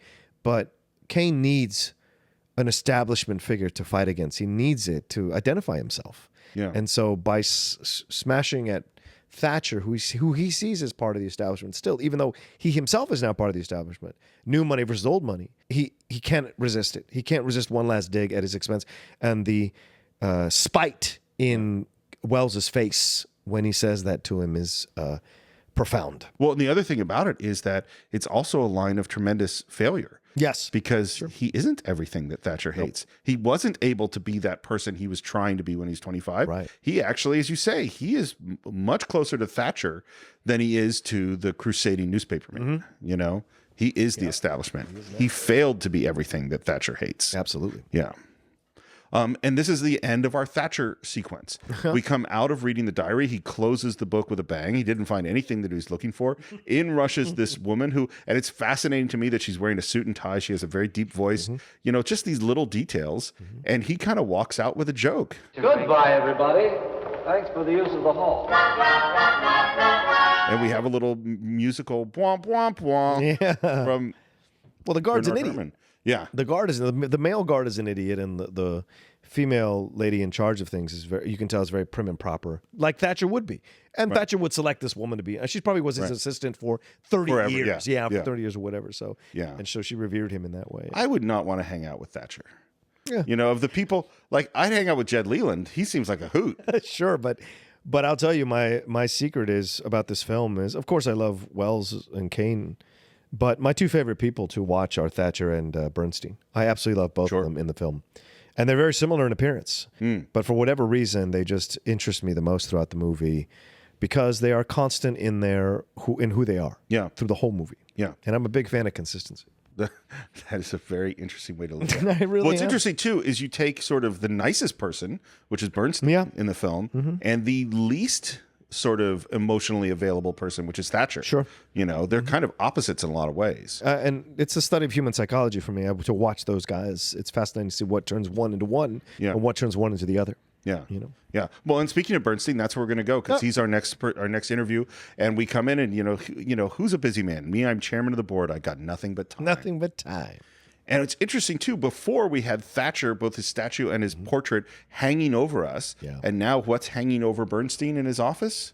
Kane. And an old portrait of Kane, right? Near the end. Yeah.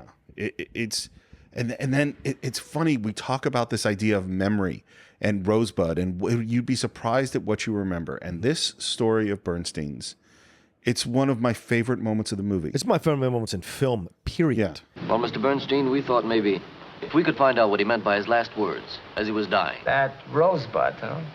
Maybe some girl.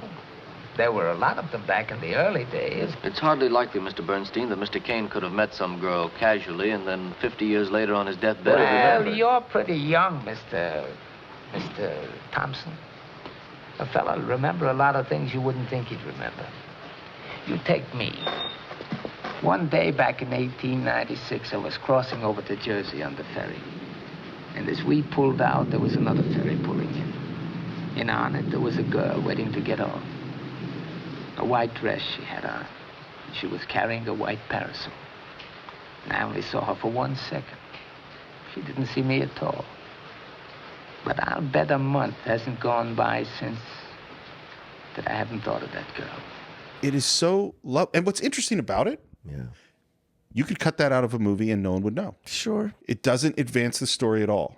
And yet there's something, and it's Everett Sloane's performance, and it's the writing, and it's so simple. And he just tells this thing, and you go, and there's some fundamental truth in it, I think, and something lovely and sweet and delicate in that story. Absolutely. Yeah. Well, what it does is it furthers his character. It makes us love him even more, because we love Bernstein from beginning to end because of his love for Welles, but also because we sense inherently he's a good person.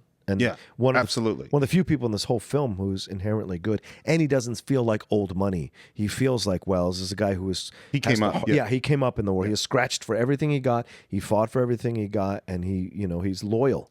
And that's a rare quality. These are rare qualities. Well, and I think without Bernstein, there is no Kane papers. Oh, absolutely. He is actually the guy who's making all of this work. Because Kane's doing his crazy ideas, and Leland's a irresponsible guy. Right. But Bernstein is making all this happen. Bernstein is the Gregg Toland of the situation. Totally. He is walking behind Kane, making everything happen. Yep. Kane has all these incredible ideas. Bernstein makes them happen practically. He tells him that he went to see Susan Alexander. Susie? And he says, Susan. And by the way, love that. I also think, so we've talked about Charlie and Charles. The two people that like her called her Susie. Right. Leland and Bernstein call her Susie. Charles calls her Susan. Yeah. Because he cares about what he wants to turn her into. Right. What she represents to him. Not what she actually is. Right. But we're a little ahead of ourselves. One thing that Bernstein says is that Thatcher was the biggest fool he'd ever met, or something like that. Right. And the reporter's like, well, he made a lot of money. Yeah. It's no secret to make a lot of money if all you want to do is to make a lot of money. That is a profound line. It has stuck with me ever since I saw the movie when I was 17, 16 years old. Now, I actually think making a lot of money isn't actually the easiest thing in the world. Right. If it were really easy, a lot of people would just be doing it. Right. But if all you want is to make a lot of money, that is an important line. And that Kane was after something else. Yes. Money was not what he was interested in. Because he had it. Yeah. Right. Well, Thatcher has a lot of money. Sure. But money was what he was interested in. Right. I mean, there are a lot of people who have a lot of money and are only interested in making more money. Yes. Yeah. Which is also very sad. I love his line too, by the way, that he was with Kane from before the beginning. And now it's after the end. Well, so what does that mean from before the beginning? Was he a clerk that Kane met at Thatcher's office or business? Was he there? Because they're very similar in age. So were they, did they meet somewhere in Thatcher's employ? I have no idea, but I don't think he came from Thatcher. Okay. I mean, obviously, he doesn't exude to you as a banker? No. Okay. No, I think he was someone that Kane met when he was Kane's traveling from this place to other, coming off a boat somewhere, and he meets this kid who helps him do a thing, and that kid just stays with him. Okay. That for me. Okay. Because he doesn't seem polished or Thatcher wouldn't hire a guy like Bernstein. No, but that's what I mean. I think Bernstein could have been an intern or a page or someone in a small lower rung in that situation who wanted to work himself up into a banker. Yeah, maybe. And then Kane befriended him and blah, blah. Because with Leland, we know they were school buddies. I don't think Thatcher has Jews working for him. Well, that's a strong statement. No, I mean, this is I thought Thatcher was a Jew. You don't think Thatcher's Jewish? Oh, God, no. Really? No, he's an East Coast WASP. Absolutely. Wow, okay. Yeah, this is in the early 1900s. Jews weren't living like that. Fair enough. I don't know that in the way that you would culturally. So I don't know it historically for myself. So, okay. Yeah, I mean Thatcher's behavior is very much white Anglo-Saxon Protestant. To me, fair, but we don't know. You would know, not me. Well, the thing is, you would know better than me. I mean, but what's funny is we don't know where Bernstein came from, and it's a really interesting point. Somewhere Kane found Bernstein, and because to me, it's just this became his follower. Yeah, and listen, in life, if you can find a Bernstein, you got to keep him. It's really tough to find a Bernstein. Yeah, we all could use one. It's like someone who makes this stuff happen. Yeah. and you could depend upon, which we can depend upon Bernstein. Man, he's the best. Right. And of course, Bernstein was there the first day they took over the Enquirer, and then we get that great music again. Yep. And this is the most joyful the movie's going to be. Yes. He was with Mr. Kane and me the first day Mr. Kane took over the Enquirer.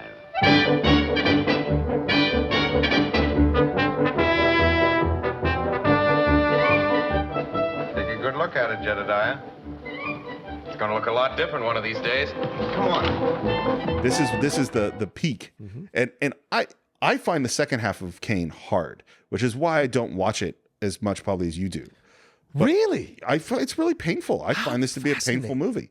But the first half here, I could watch this all the time. Well, I have the same approach to Goodfellas. Right. I love Goodfellas up until they hit the 70s. Then I really hate the fucking movie all the way to the end. But like everything up to the 70s is great because I don't want to know that they ended up like this. I don't want to know if they broke up, they turned on each other, and the fucking Jimmy was killed. Like I didn't, or whatever his name, Tommy was killed. I didn't want to know all this stuff. Yeah. And then it happens. You're just like, it's terrible. But that's the truth of the gangster life. Right. And this is the truth of Kane's life. At the end. And I actually love the second half of the movie a lot. I think it's great. I love it. I get what you're saying. I just don't. It's just hard. It hurts. Whereas this is fun. Yes. We come in. We come into the newspaper and we have the very stuffy Erskine Sanford in the old school turn of the century newspaper with his very formal old reporters welcoming Kane and the great confusion about which one is Leland and which one is Kane and their play. I mean, this is really, you see some comedy chops in this scene. It's a very, very funny scene. Including from Sanford. Oh, absolutely. He is great. Yeah. We have the reveal as the bed is coming in that he's going to live there, and he's just going to move in, and they're going to remake the paper, which we see later that night. It's the middle of the night, and we are still. One of my moments that I don't love is I'm not a cartoonist, and he's coming in with this drawing, and I think they just wanted Leland. That moment, it's like, why? I think they wanted a button to open the scene with. Yeah, I think they wanted a little thing. But that's the thing between friends too. Sure, because also Kane is trying to figure out where to put Leland. But I do love, are you still eating? I'm still hungry. And we see this charming, funny, young, because this Kane is actually younger than the one we saw before, because that's where the paper was a little more established. Right. This is the first day on the paper. Yep. We hear what kind of paper it's going to be. Now look, Mr. Carter, here's a front page story in the Chronicle about a Mrs. Harry Silverstone in Brooklyn who's missing. Now, she's probably murdered. Here's a picture of her in the Chronicle. Why isn't there something about it in the Enquirer? Because we're running a newspaper. Joseph, I'm absolutely starving to direct this later and get that. No, I'm very hungry. Look, Mr. Carter, here is a 3-column headline in the Chronicle. Why hasn't the Enquirer a 3-column headline? News wasn't big enough. Mr. Carter, if the headline is big enough, it makes the news big enough. And this is this weird juxtaposition between the scandal sheet element of, if you have a bigger headline, it makes the news bigger, right? Which is certainly something we see today in the world. Yep. With this other thing he does in the scene, which is the Declaration of Principles. Yeah. We'll be on the street soon, Charlie. Another 10 minutes. 3 hours and 50 minutes late, but we did it. Tired? Tough day. A wasted day. Wasted? You only made the paper over 4 times tonight, that's all. I've changed the front page a little, Mr. Bernstein. That's not enough. No, there's something I've got to get into this paper besides pictures and print. I've got to make the New York Enquirer as important to New York as the gas in that light. What are you going to do, Charlie? Declaration of Principles. And what's funny is, I think we're focused on the Declaration of Principles and not noticing the other things that are undercutting that declaration, even within this scene. I think that's what makes him a fascinating character, Steve.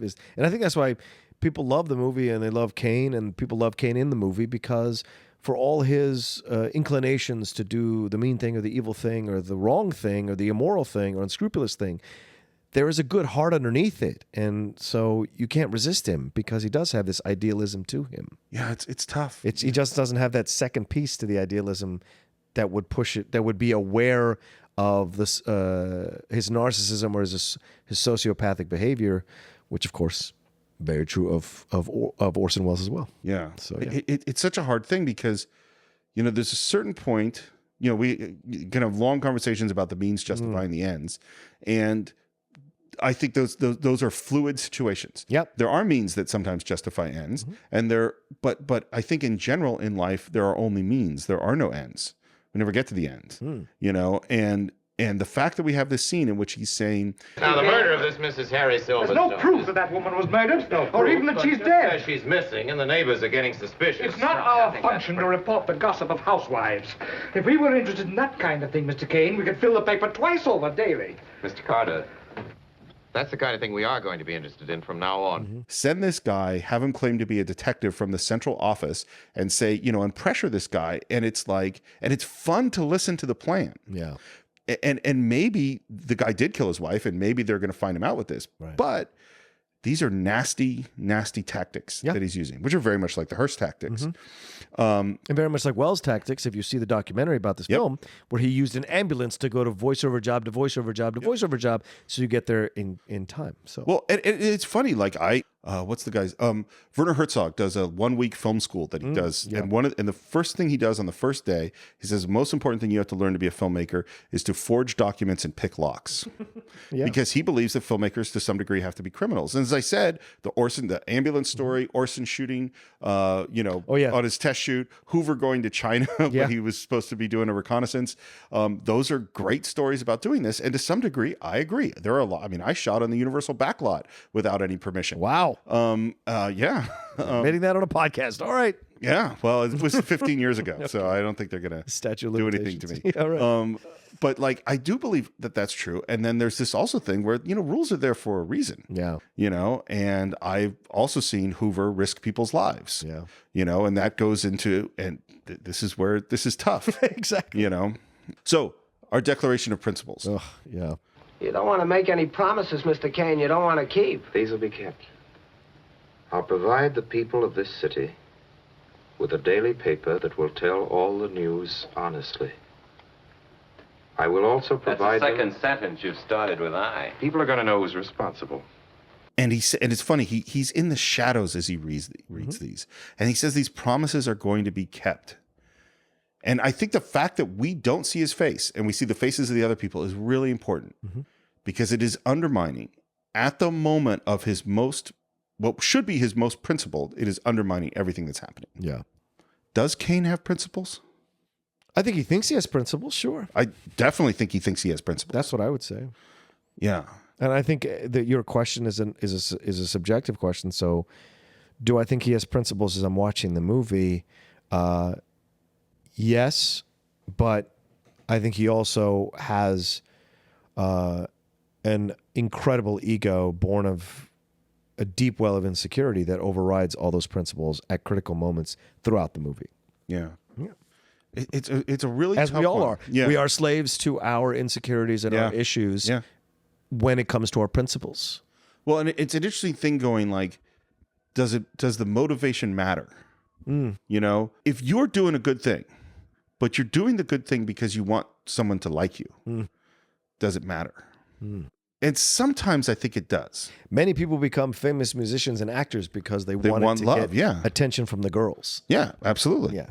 Well, and you know, I do too. I mean, like, not just attention from the girls, but like, but I mean, sure, that's fun too. But like you know, I certainly like knowing that our podcast is enjoyed by people. Sure. You know, that's a big part of why I do it, because people enjoy it. Okay. You know, so I know that's what makes me different. I just do it because I like doing it. And I like that people like it. I do like that people like it. I just enjoy doing it. Right. And that's my focus. Well, I'm both. Yeah. I do enjoy doing it. Right. Oh no, yeah, I know you. I wouldn't do it if I. But this is this is where you and Matt are more. You and Matt are more caring, or like in that way, and I respect that. I just enjoy doing it. Right. And I'm happy that there are people who want to do it with me. Right. So yeah, and listening. Yeah, it's an interesting. It's like if Kane could stay the Kane that he was in the beginning. Yeah. And if he could accept the love that he got and not continually need more and more control, and even if his motivation was still the same to get love, maybe that's okay. I don't know. Yeah, maybe. I don't know. Because who this guy? I mean, this is what the movie's about. Who is this guy? And then, of course, he decides we are going to redo the front page of the paper again. And this just makes me think about what it must have been like to work for Orson Welles. Yeah. Having the boy genius who is brilliant and impetuous and impatient and demanding and yells at people and makes you do it over and over and over again in some ways that are brilliant and awesome, and in some ways probably that were crazy and horrible. Yeah. You know, and here he is doing it to this newspaper, and the paper goes out. And one more thing we should say, Leland wants a copy of that paper. Yep. I'd like to keep that particular piece of paper myself. I have a hunch it might turn out to be something pretty important. A document. Sure. Like the Declaration of Independence and the Constitution. At my first report card at school. Biggest foreshadowing I've ever seen in a movie, yeah. Yeah. But motivated, totally motivatable. Sure, of course. Because at this moment, Jed Leland really does think that his friend Charlie is a hero. Is that what you think? I do. You don't think so? No.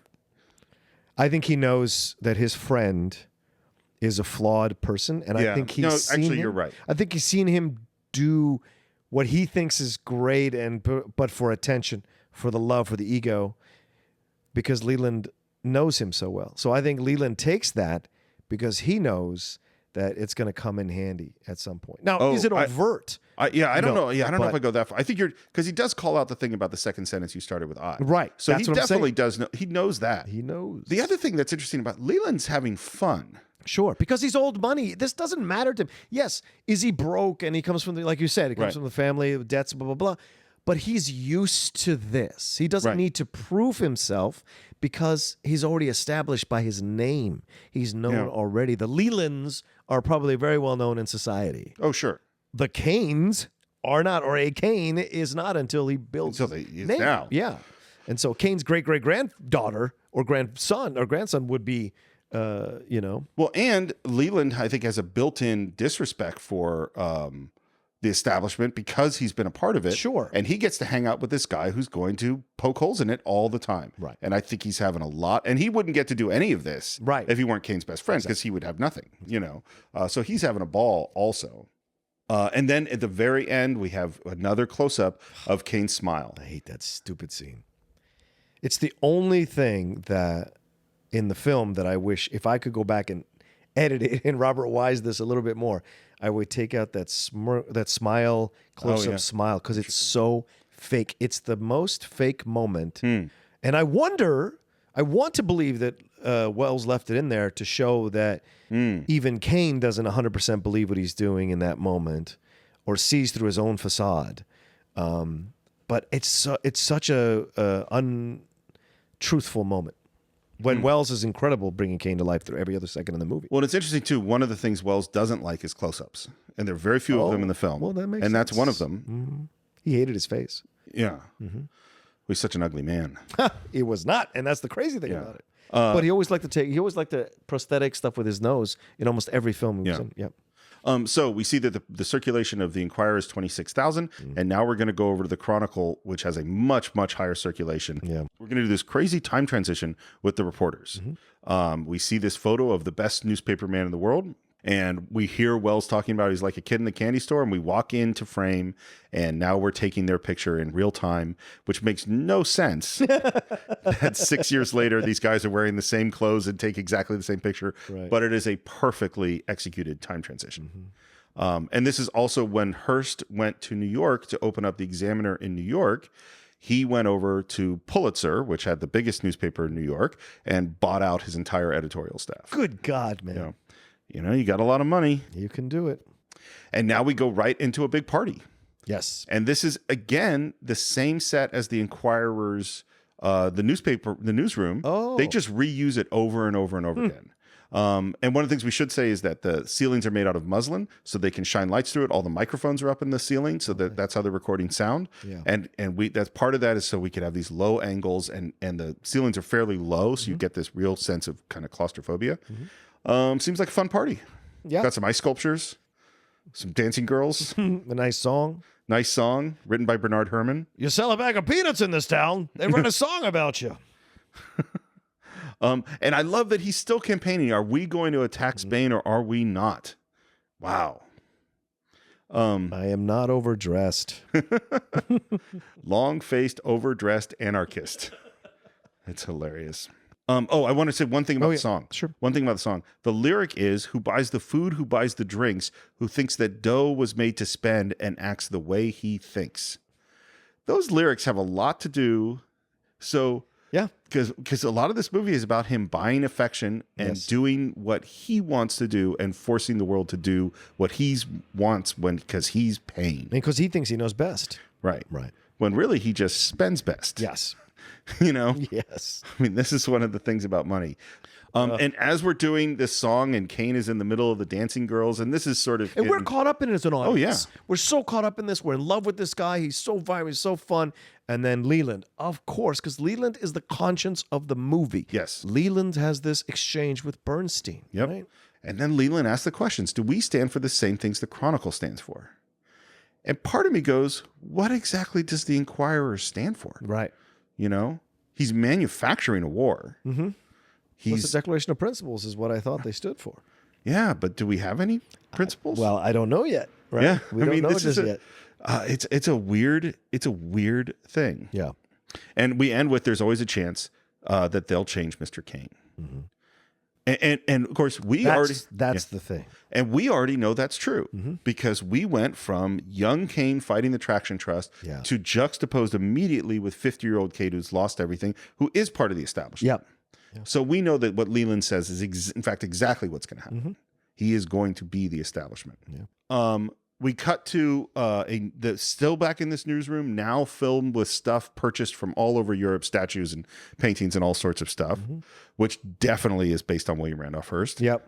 When his mom took him to Europe when he was a kid, first of all, he said he wanted to buy Windsor Castle so he could move into it.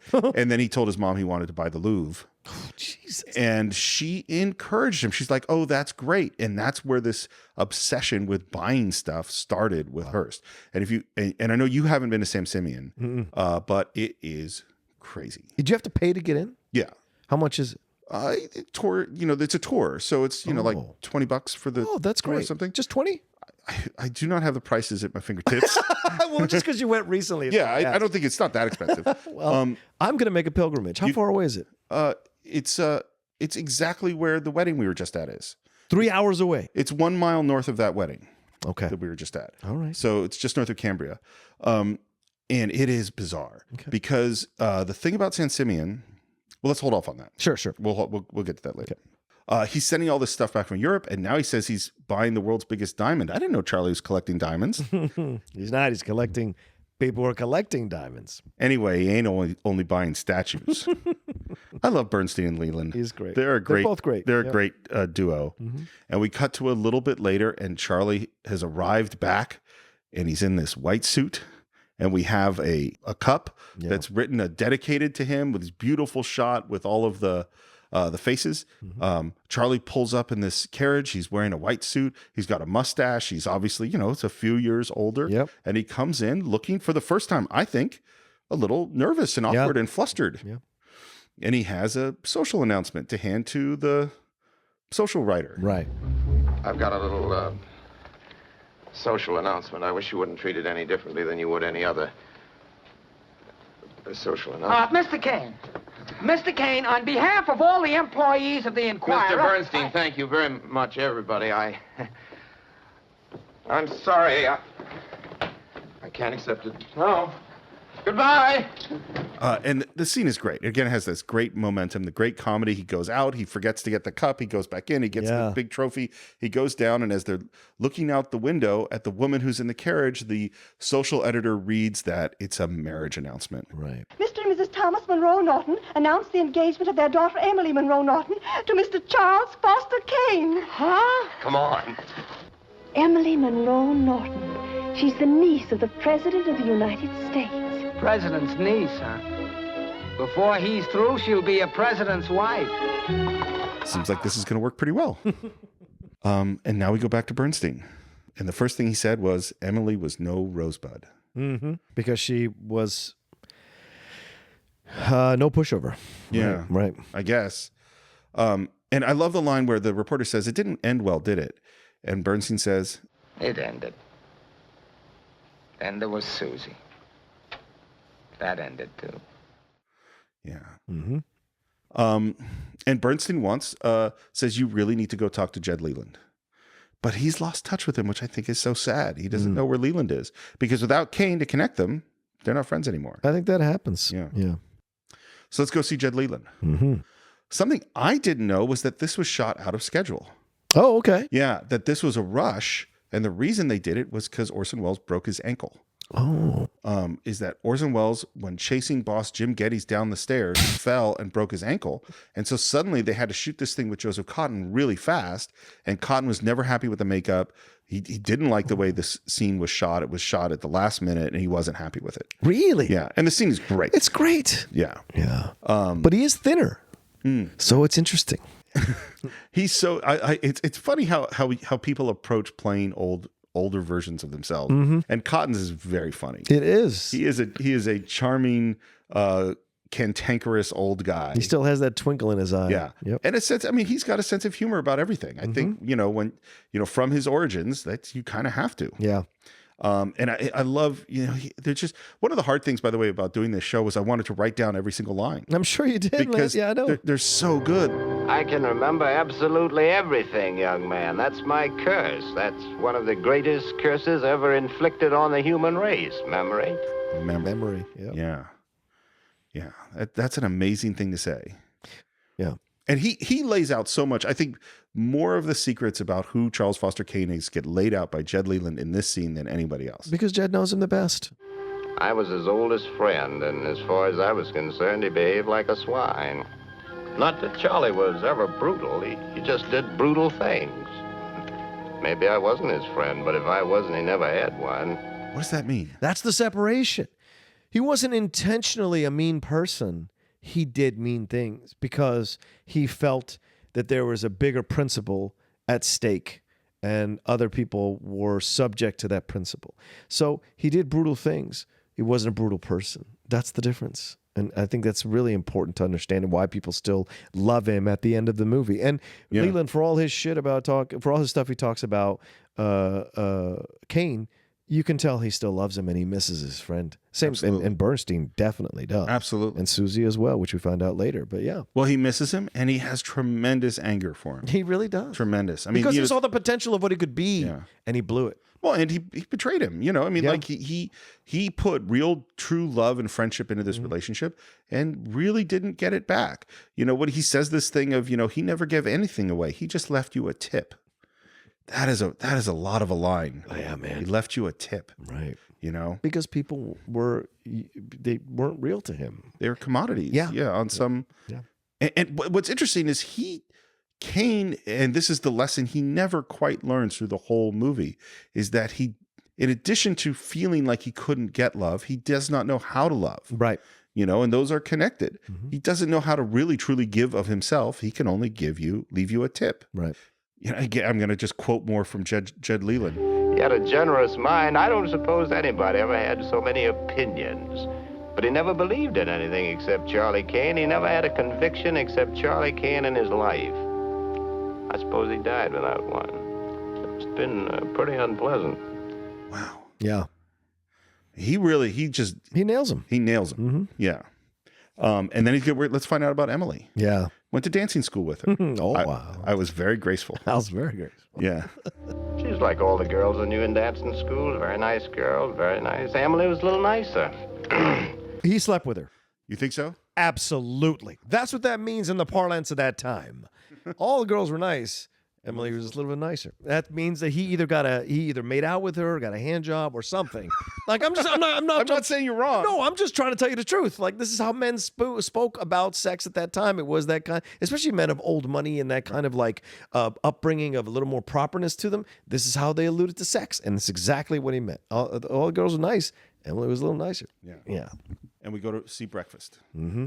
And first of all, we do this amazing dissolve where Toland is turning down the lights on one side, so that the image can fade up, and then he turns down the lights on the other side, so we can do this very slow superimposition, and we go into this 2-minute sequence where we see their entire relationship. Yeah. And again, it's a completely new kind of filmmaking. We've had newsreels, we've had flashbacks, we've had hard cuts, we've had all this. Now we're going to have this montage of these scenes. And the first one we see, and by the way, they shot these in reverse order because they're essentially removing old age makeup. Yeah. So that rather than putting on makeup. So they started with the oldest scenes and then they shot the youngest scenes last. Yeah, yeah.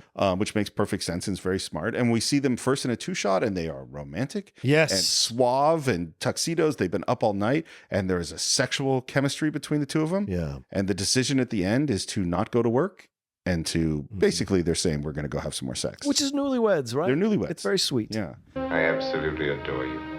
Oh, Charles, even newspaper men have to sleep. I'll call Mr. Bernstein, have him put off my appointments until noon.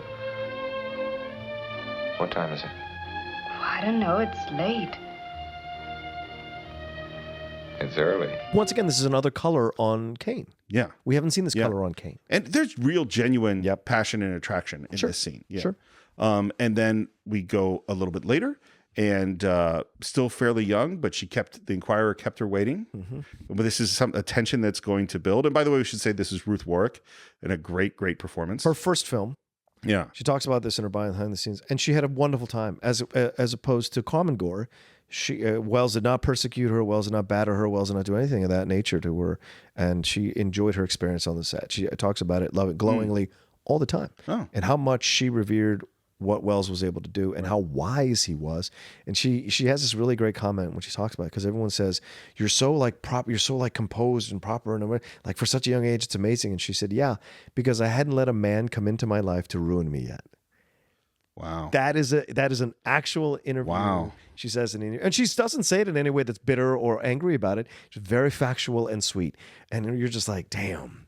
Like I would have liked to have known Ruth Warwick. She seemed like she was a cool person to know. You know? So although Emily, on the other hand, does not seem so nice. And you know, in the first scene, he puts off the Inquirer to spend time with her. Yeah. Now he's putting off her to spend time with the Inquirer. Right. And then in the next one, we hear that he's attacking the president. You mean Uncle John? I mean the President of the United States. He's still Uncle John. He's still a well-meaning fathead who's letting a pack of high-pressure crooks run his administration. This whole oil scandal. He happens to be the President, Charles, not you. That's a mistake that will be corrected one of these days. Betraying his desire to go. Yeah. Right. Clearly, this guy has ambitions to be president. And then in our next one, things have gotten even more severe. And now we're talking about Bernstein's toy. Your Mr. Bernstein sent Junior the most incredible atrocity yesterday, Charles. I simply can't have it in the nursery. Mr. Bernstein is apt to pay a visit to the nursery now and then. Does he have to? Yes. Which I always wonder, what the hell is it? Probably a dreidel or a Jewish Star of Day. Like what? Oh, you're Jewish, Steve. What would you give as? I don't get the sense specifically Jewish. I don't think he gave a Jewish toy. Really? I think he gave a low class toy, but I don't know. I don't know what a Jewish toy is. But why would she be? Well, why would she be anti-Semitic in this scene? Well, I think she is a toy. Well, I don't think she's. So first of all, I don't know. Okay. Like my sense is that everything in that nursery is perfect and clean, and everything is just right. Right. And he brought some ugly thing that clashes. That's how I've always felt about Really? it. Yeah.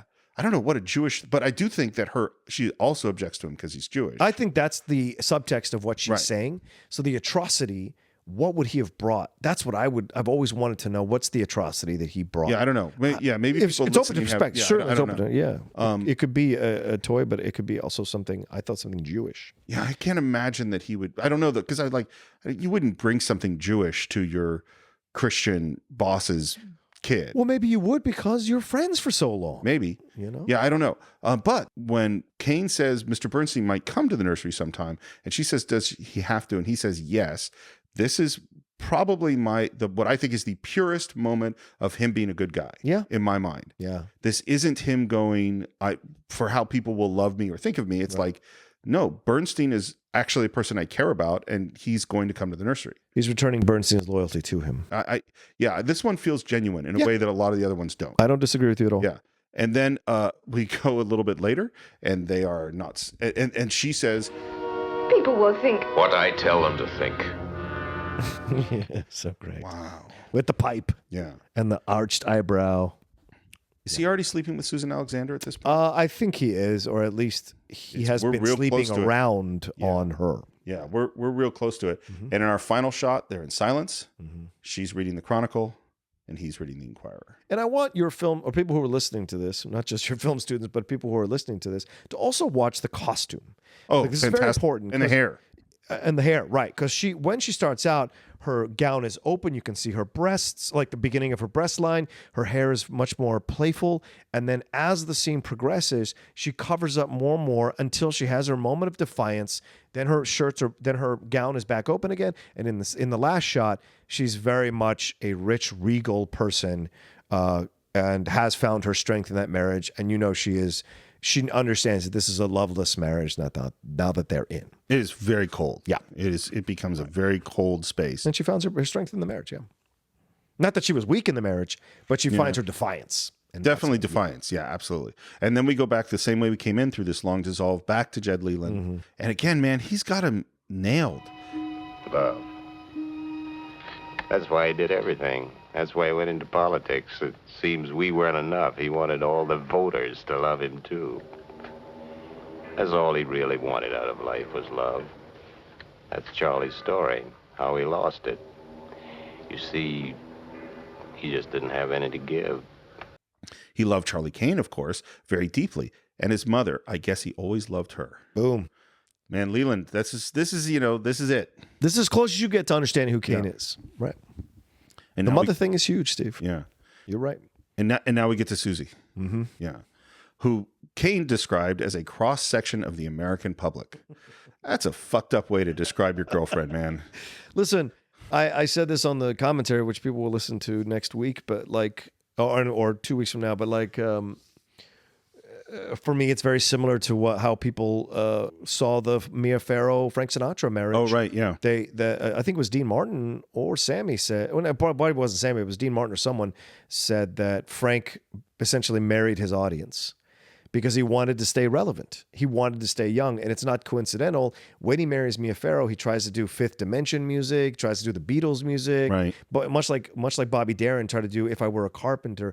These are essentially glorified lounge singers. Not the Bash Sinatra, but like Sinatra is one of my idols. But he is a singer. He is a concert singer. He's a lounge singer. He's that kind of thing. He's singing standards. Right. For them to start singing protest songs in the standard style just didn't make sense, and it was them trying to stay relevant to their audience. Him marrying Mia Farrow is that, just like Kane trying to stay young. It's a midlife crisis or whatever. Absolutely, trying to marry or trying to be with this young woman.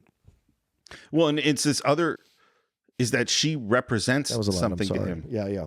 No, I think that's all. I think all of that stuff is going on, and I think on even a crazier level with Charles Foster. Yes, true. There is so much more that he is trying to get out of this relationship with Susan Alexander. Very little of it actually has to do with who she is as a person. Right. She represents a thing. Yes. She's got a toothache. He got sprayed by mud. Yeah. She kind of laughs at him, and she offers very nicely to bring him up to her room to help clean him up. And as soon as he gets there, what is the first thing he does? Closes the door. He closes the door. That is not acceptable. She makes it stay open. Right. And now he puts that powerful Orson Welles / Charles Foster Kane charisma, laser beam of charisma on her. Yeah. And you could see it, man. It's like exploding off the screen. Oh, yeah. Absolutely. From wiggling his ears to the hand puppets. And these are all tricks that Welles pulled out. This is all his. Oh, yeah. This is his bag of tricks. He's a magician. Yeah. He was a magician in real life. And what is the thing that most attracts him to her? That she doesn't know who he is. Yeah. And she likes him even though she doesn't know. That's a profound thing.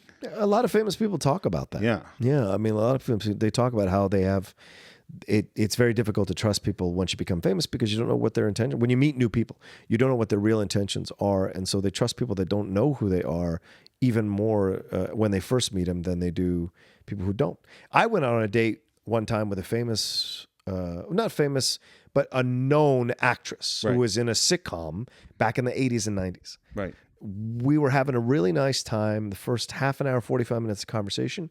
Then I just let it drop because she says something. And I go, but you're who you are. I'm sure the agencies. And she goes, she stops eating mid-bite. And she looks at me and she goes, you know who I am? And I go, well, yeah, I watched TV shows in the 80s. Yeah, I know, but it's not why I'm out here with you. I think you're attractive. And she goes, oh. And the date completely changed. Yeah. She became cold and aloof. And by the end, she said to me, she was walking, she's like, I don't think I'm going to see you. I don't want to date people who know me. I don't think I trust. I've never been able to trust. And it's just that thing. Even the low level fame that she has, it has that thing. So, yeah. Well, because you build up knowledge about it. You already have a pre-relationship with the famous person. Kind of, yeah. You know? It's true. And all these opinions and that, yeah, they don't get to be. Well, and the thing about wealth, too, is that people are drawn to wealth and not the personality. Mm-hmm. And so, like, he's going, oh, you're just liking me for me. Right. That's pretty neat. And then she does just the worst thing she could ever possibly do, which is she says that her mom wanted her to be an opera singer. Yeah. And man, he just jumps on that. He Talk just about laser focus. Yeah, exactly. Yeah. And you know, because he has this unresolved relationship with his own mother, and maybe I can resolve the relationship with my own mother by resolving her relationship with hers. Yes. If she can fulfill her mother's expectation, then maybe my mother will somehow love me. I mean, something like that. I mean, there's some weird stuff that goes on here. And he was on his way to go look at his mother's things. That's right. So all of it has a lot of resonance throughout the scene. She says, you know what mothers are like? And he says, yes, I know. I really wonder how much he saw of his mother after that scene. I think 0. That's how it feels. That he never saw his mother after he sent her away. Yeah. The question is, did she die? Did he try to get a hold of her? Like, what is the situation? I don't know. Did she purposely? I think she died. Did she purposely have Thatcher remove any ability to contact her? Like, what is it? Yeah. I don't know. She might have died. Yeah. Yeah. Just like Welles' mother died. And as we're sitting in this apartment with her, one of the things we see sitting in the background on a shelf is the snow globe. Yeah, man. The snow globe, it came from her apartment.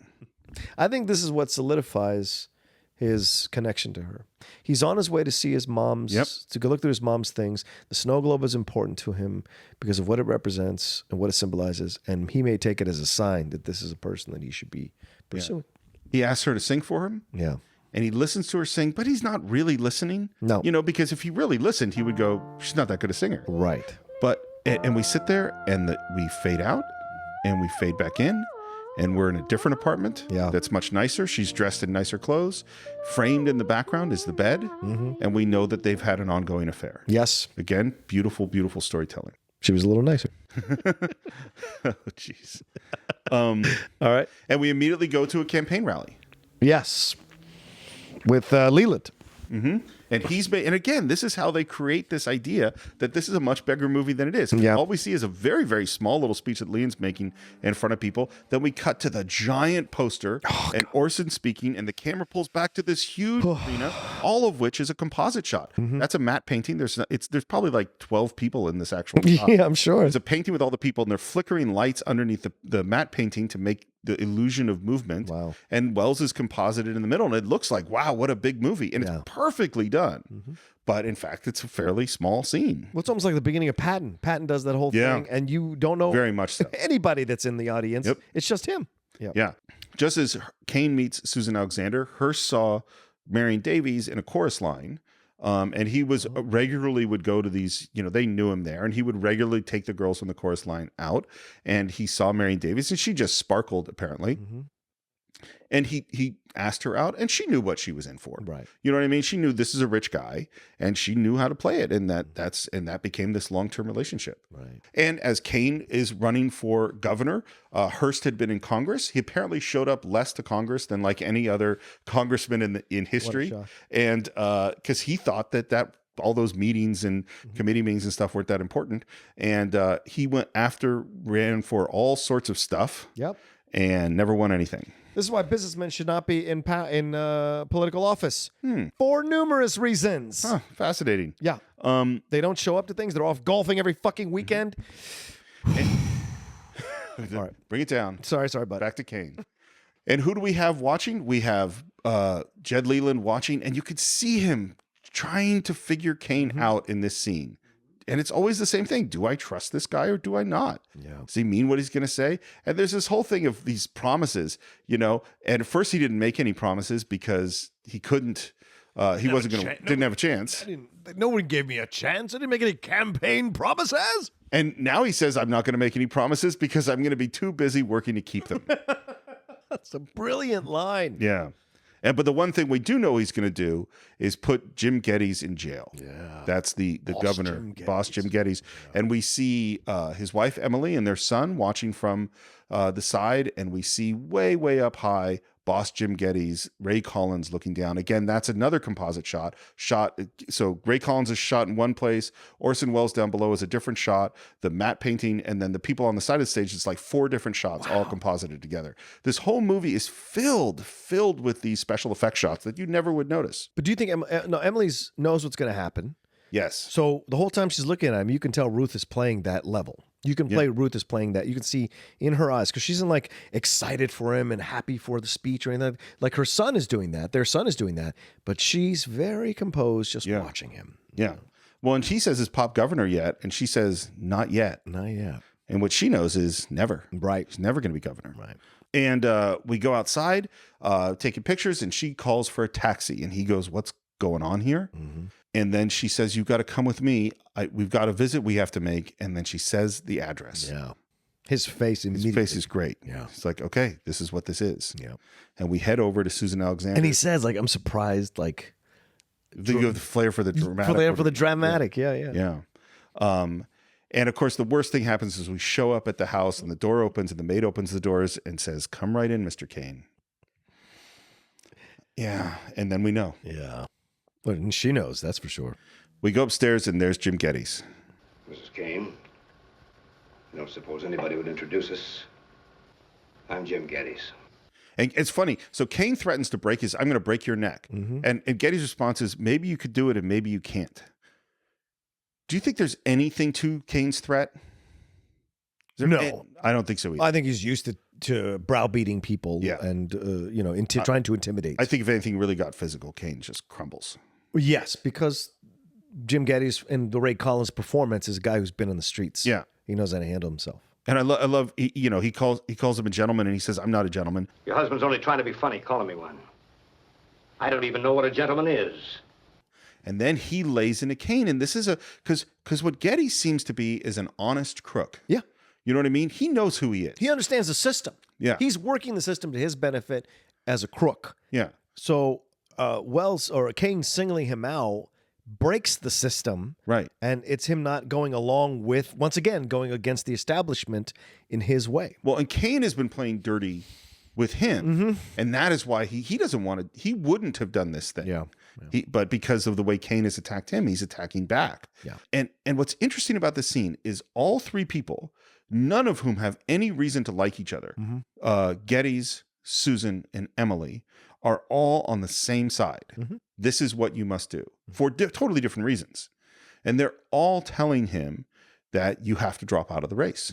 Because if this thing gets revealed, it's bad for Susan Alexander, ruins her name. It's bad for the son. It's bad for Emily. It's bad for Kane. And it's not how Geddes wants to win. It's bad for Geddes too. Yeah. He wants to actually just win the election. Right. And they're all pushing him to quit. And Emily's like, okay, let's go. And she just expects that, of course, Charles is going to do what they say and quit. And then he steps into the light. He's been in the shadows the whole time. Right. He says, I'm staying here. I can fight this all alone. Charles, if you don't listen to reason, it may be too late. Too late? For what? For you and this public thief to take the love of the people of this state away from me? Yeah. Has anyone ever misread a situation more? Yeah. Right? And it's ironic because how could he not know the fickle nature of the public when he's manipulated the public so effectively with his newspapers? That's what shocks me in this moment.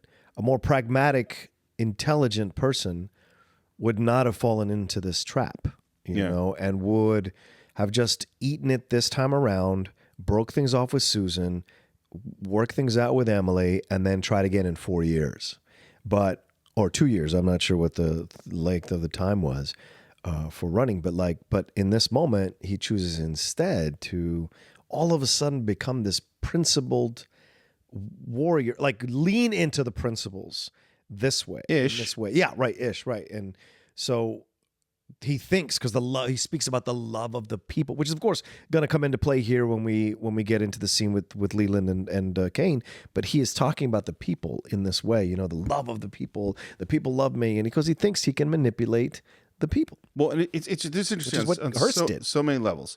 Because like what's interesting, I don't know if you ever read The Fountainhead, which is the Ayn Rand's book, yeah, is that the Gail Winan character in The Fountainhead is also a Hearst. And he falls into the same trap, which is you believe it's easy to get people angry, and then you can get people to do what you want because they are angry, right? But you cannot control the anger, and this is something we've seen in the way politics are going. Is once you rile people up, you think you can get them to attack the people you want them to attack, but you can't actually get them to do what you want to do in everything, right? And that's going to take on a life of its own, and we've seen people destroyed by what they have created. Yeah. And Kane is a person, he got them riled up. So he just assumes I can control them in all ways. But that is not, in fact, the case. You cannot get them to do things that they don't want to do. And this idea of control for Kane is, he says, there's only one person in the world to decide what I'm going to do, and that's me.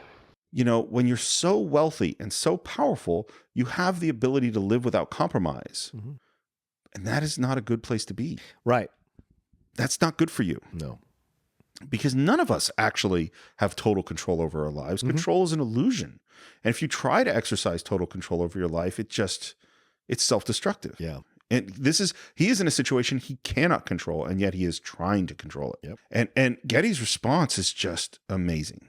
You're making a bigger fool of yourself than I thought you would, Mr. Kane. I've got nothing to talk to you about. You licked. Why don't you... Get out. If you want to see me, have the warden write me a letter. If anybody else that'd say what's going to happen to you, it would be a lesson to you. Only you're going to need more than one lesson. You're going to get more than one lesson. Getty says it's number 2. Yeah. And then Kane loses it. Yeah. Only really one of 2 times in the film where he just goes nuts. I'm Charles Foster Kane. I'm no cheap, crooked politician trying to save himself from the consequences of his crimes. Geddes! I'm going to send you to Sing Sing! Sing Sing Geddes! Sing Sing! Sing Sing Geddes! Yeah. I love it. I will occasionally yell that in the car sometimes. I will. Just like if someone cuts me off or whatever, I'll just, as a way to not yell something nasty, I'll say that. And it's amazing. And by the way, this is running downstairs where he broke his ankle. And then them just closing the door on him, and we walk away, and that front of the building becomes the newspaper that we saw in the very opening. Right. And we have this exchange between Emily and Geddes where he says, can I offer you a car or whatever? So he does have shades of being a gentleman. Absolutely. So he understands how to work within old money society, right? Because he knew he had this information. He could have dropped this information if he wanted to. Right. But he knows Kane has connections. Kane has people with money connected to him. So he wanted to kind of give him the gentleman's way out, which is ironic, considering it says, I'm not a gentleman. He's trying to give him the gentleman's way out. He won't take it because this is Kane's hubris. This is his way of thinking he's some kind of idealistic warrior against the establishment. And it screws him in the end because he does. And he says that you're going to need more than one lesson because he knows this is a stubborn man full of a lot of hubris. And so when he has this moment with Emily, it's him reestablishing, hey, I did this to him. I didn't do this to your community. There's a difference in that moment because he still needs to stay elected and needs their money to stay elected. Absolutely. Well, and this is really the turning point in the film. Yep. This choice to let the affair with Susan Alexander to be exposed, this is self-destructive. This is the first move by Kane where you see the beginnings of the downfall and the choice of no one's going to tell me what to do but me. I'm the only one who make decisions. Like you're not going to take the love of the people away from me. All of this stuff, all of his insanity, his loneliness, his pain, his inability to understand the reality, his insensitivity to other people, and his incredible sensitivity to his own emotional circumstances, all of that is happening and the destruction begins here. Yes. You know? And this all happens before we, and this is all chronologically happening, before we have that scene with him and Thatcher and Bernstein, where he's lost everything and he's signing stuff over, and I could have been a great man, all these kinds of things. Yeah, right? And we know that's where we're heading, because in the newsreel, everything was laid out at the beginning. We know where this is going to go. Yeah, exactly. So that, I think, is a good place to end part 1 of our exploration of Citizen Kane. Yes, our 2-hour part 1 exploration of Citizen Kane, yes. Yeah, I mean, we knew this was going to be big. We knew there was a lot of stuff here. And I think, as the movie's now going to turn, I think it's a good place to stop. And we're going to reconvene in 1 week's time to explore the second half of Citizen Kane. So take a little intermission, take a little break. We want to thank you, as always, for listening to the Cine-Files. You can, if you have comments, you can visit us on Facebook, search for the Cine-Files. You can subscribe to us on YouTube, on iTunes, on Stitcher, on TuneIn, on Spotify. Yeah. You can leave comments for us on YouTube. You can leave reviews on iTunes. You can buy Citizen Kane and any other movie we've ever reviewed on our website, cinephiles.net. You can go to patreon.com/thecinephiles and become a supporter of the show. You can pick a movie we can do. You can hear other audio, and we love interacting with you there. And as always, you can reach me on Twitter at SR Morris. John, where can they reach you? You can reach me at The Roca Says on Twitter and Instagram, and go to our Patreon, because we are starting to, in 2018, one of our big focuses as we confront the next 11 months after we're done with this month of Kane is to start doing a lot of these films that you all are suggesting through the Patreon contribution. So if there's a film we haven't done that you really want us to do, become a patron, and suggest a movie, and we will do it. So get on there, start to donate. Well, we have to like it. Well, right, we have to like it, right? And you give us a list of a few movies to choose from. So, and we will definitely have a focus on it in 2018. So just let you know. So if you've been hesitating, going, well, I don't know, there's a lot of people, that now is the time to join and start to contribute, and we will certainly look at doing one of your films. Absolutely. Yeah. And that is it for this week. We will see you next week as the month of Kane continues on the Cine-Files. Sing, Geddies!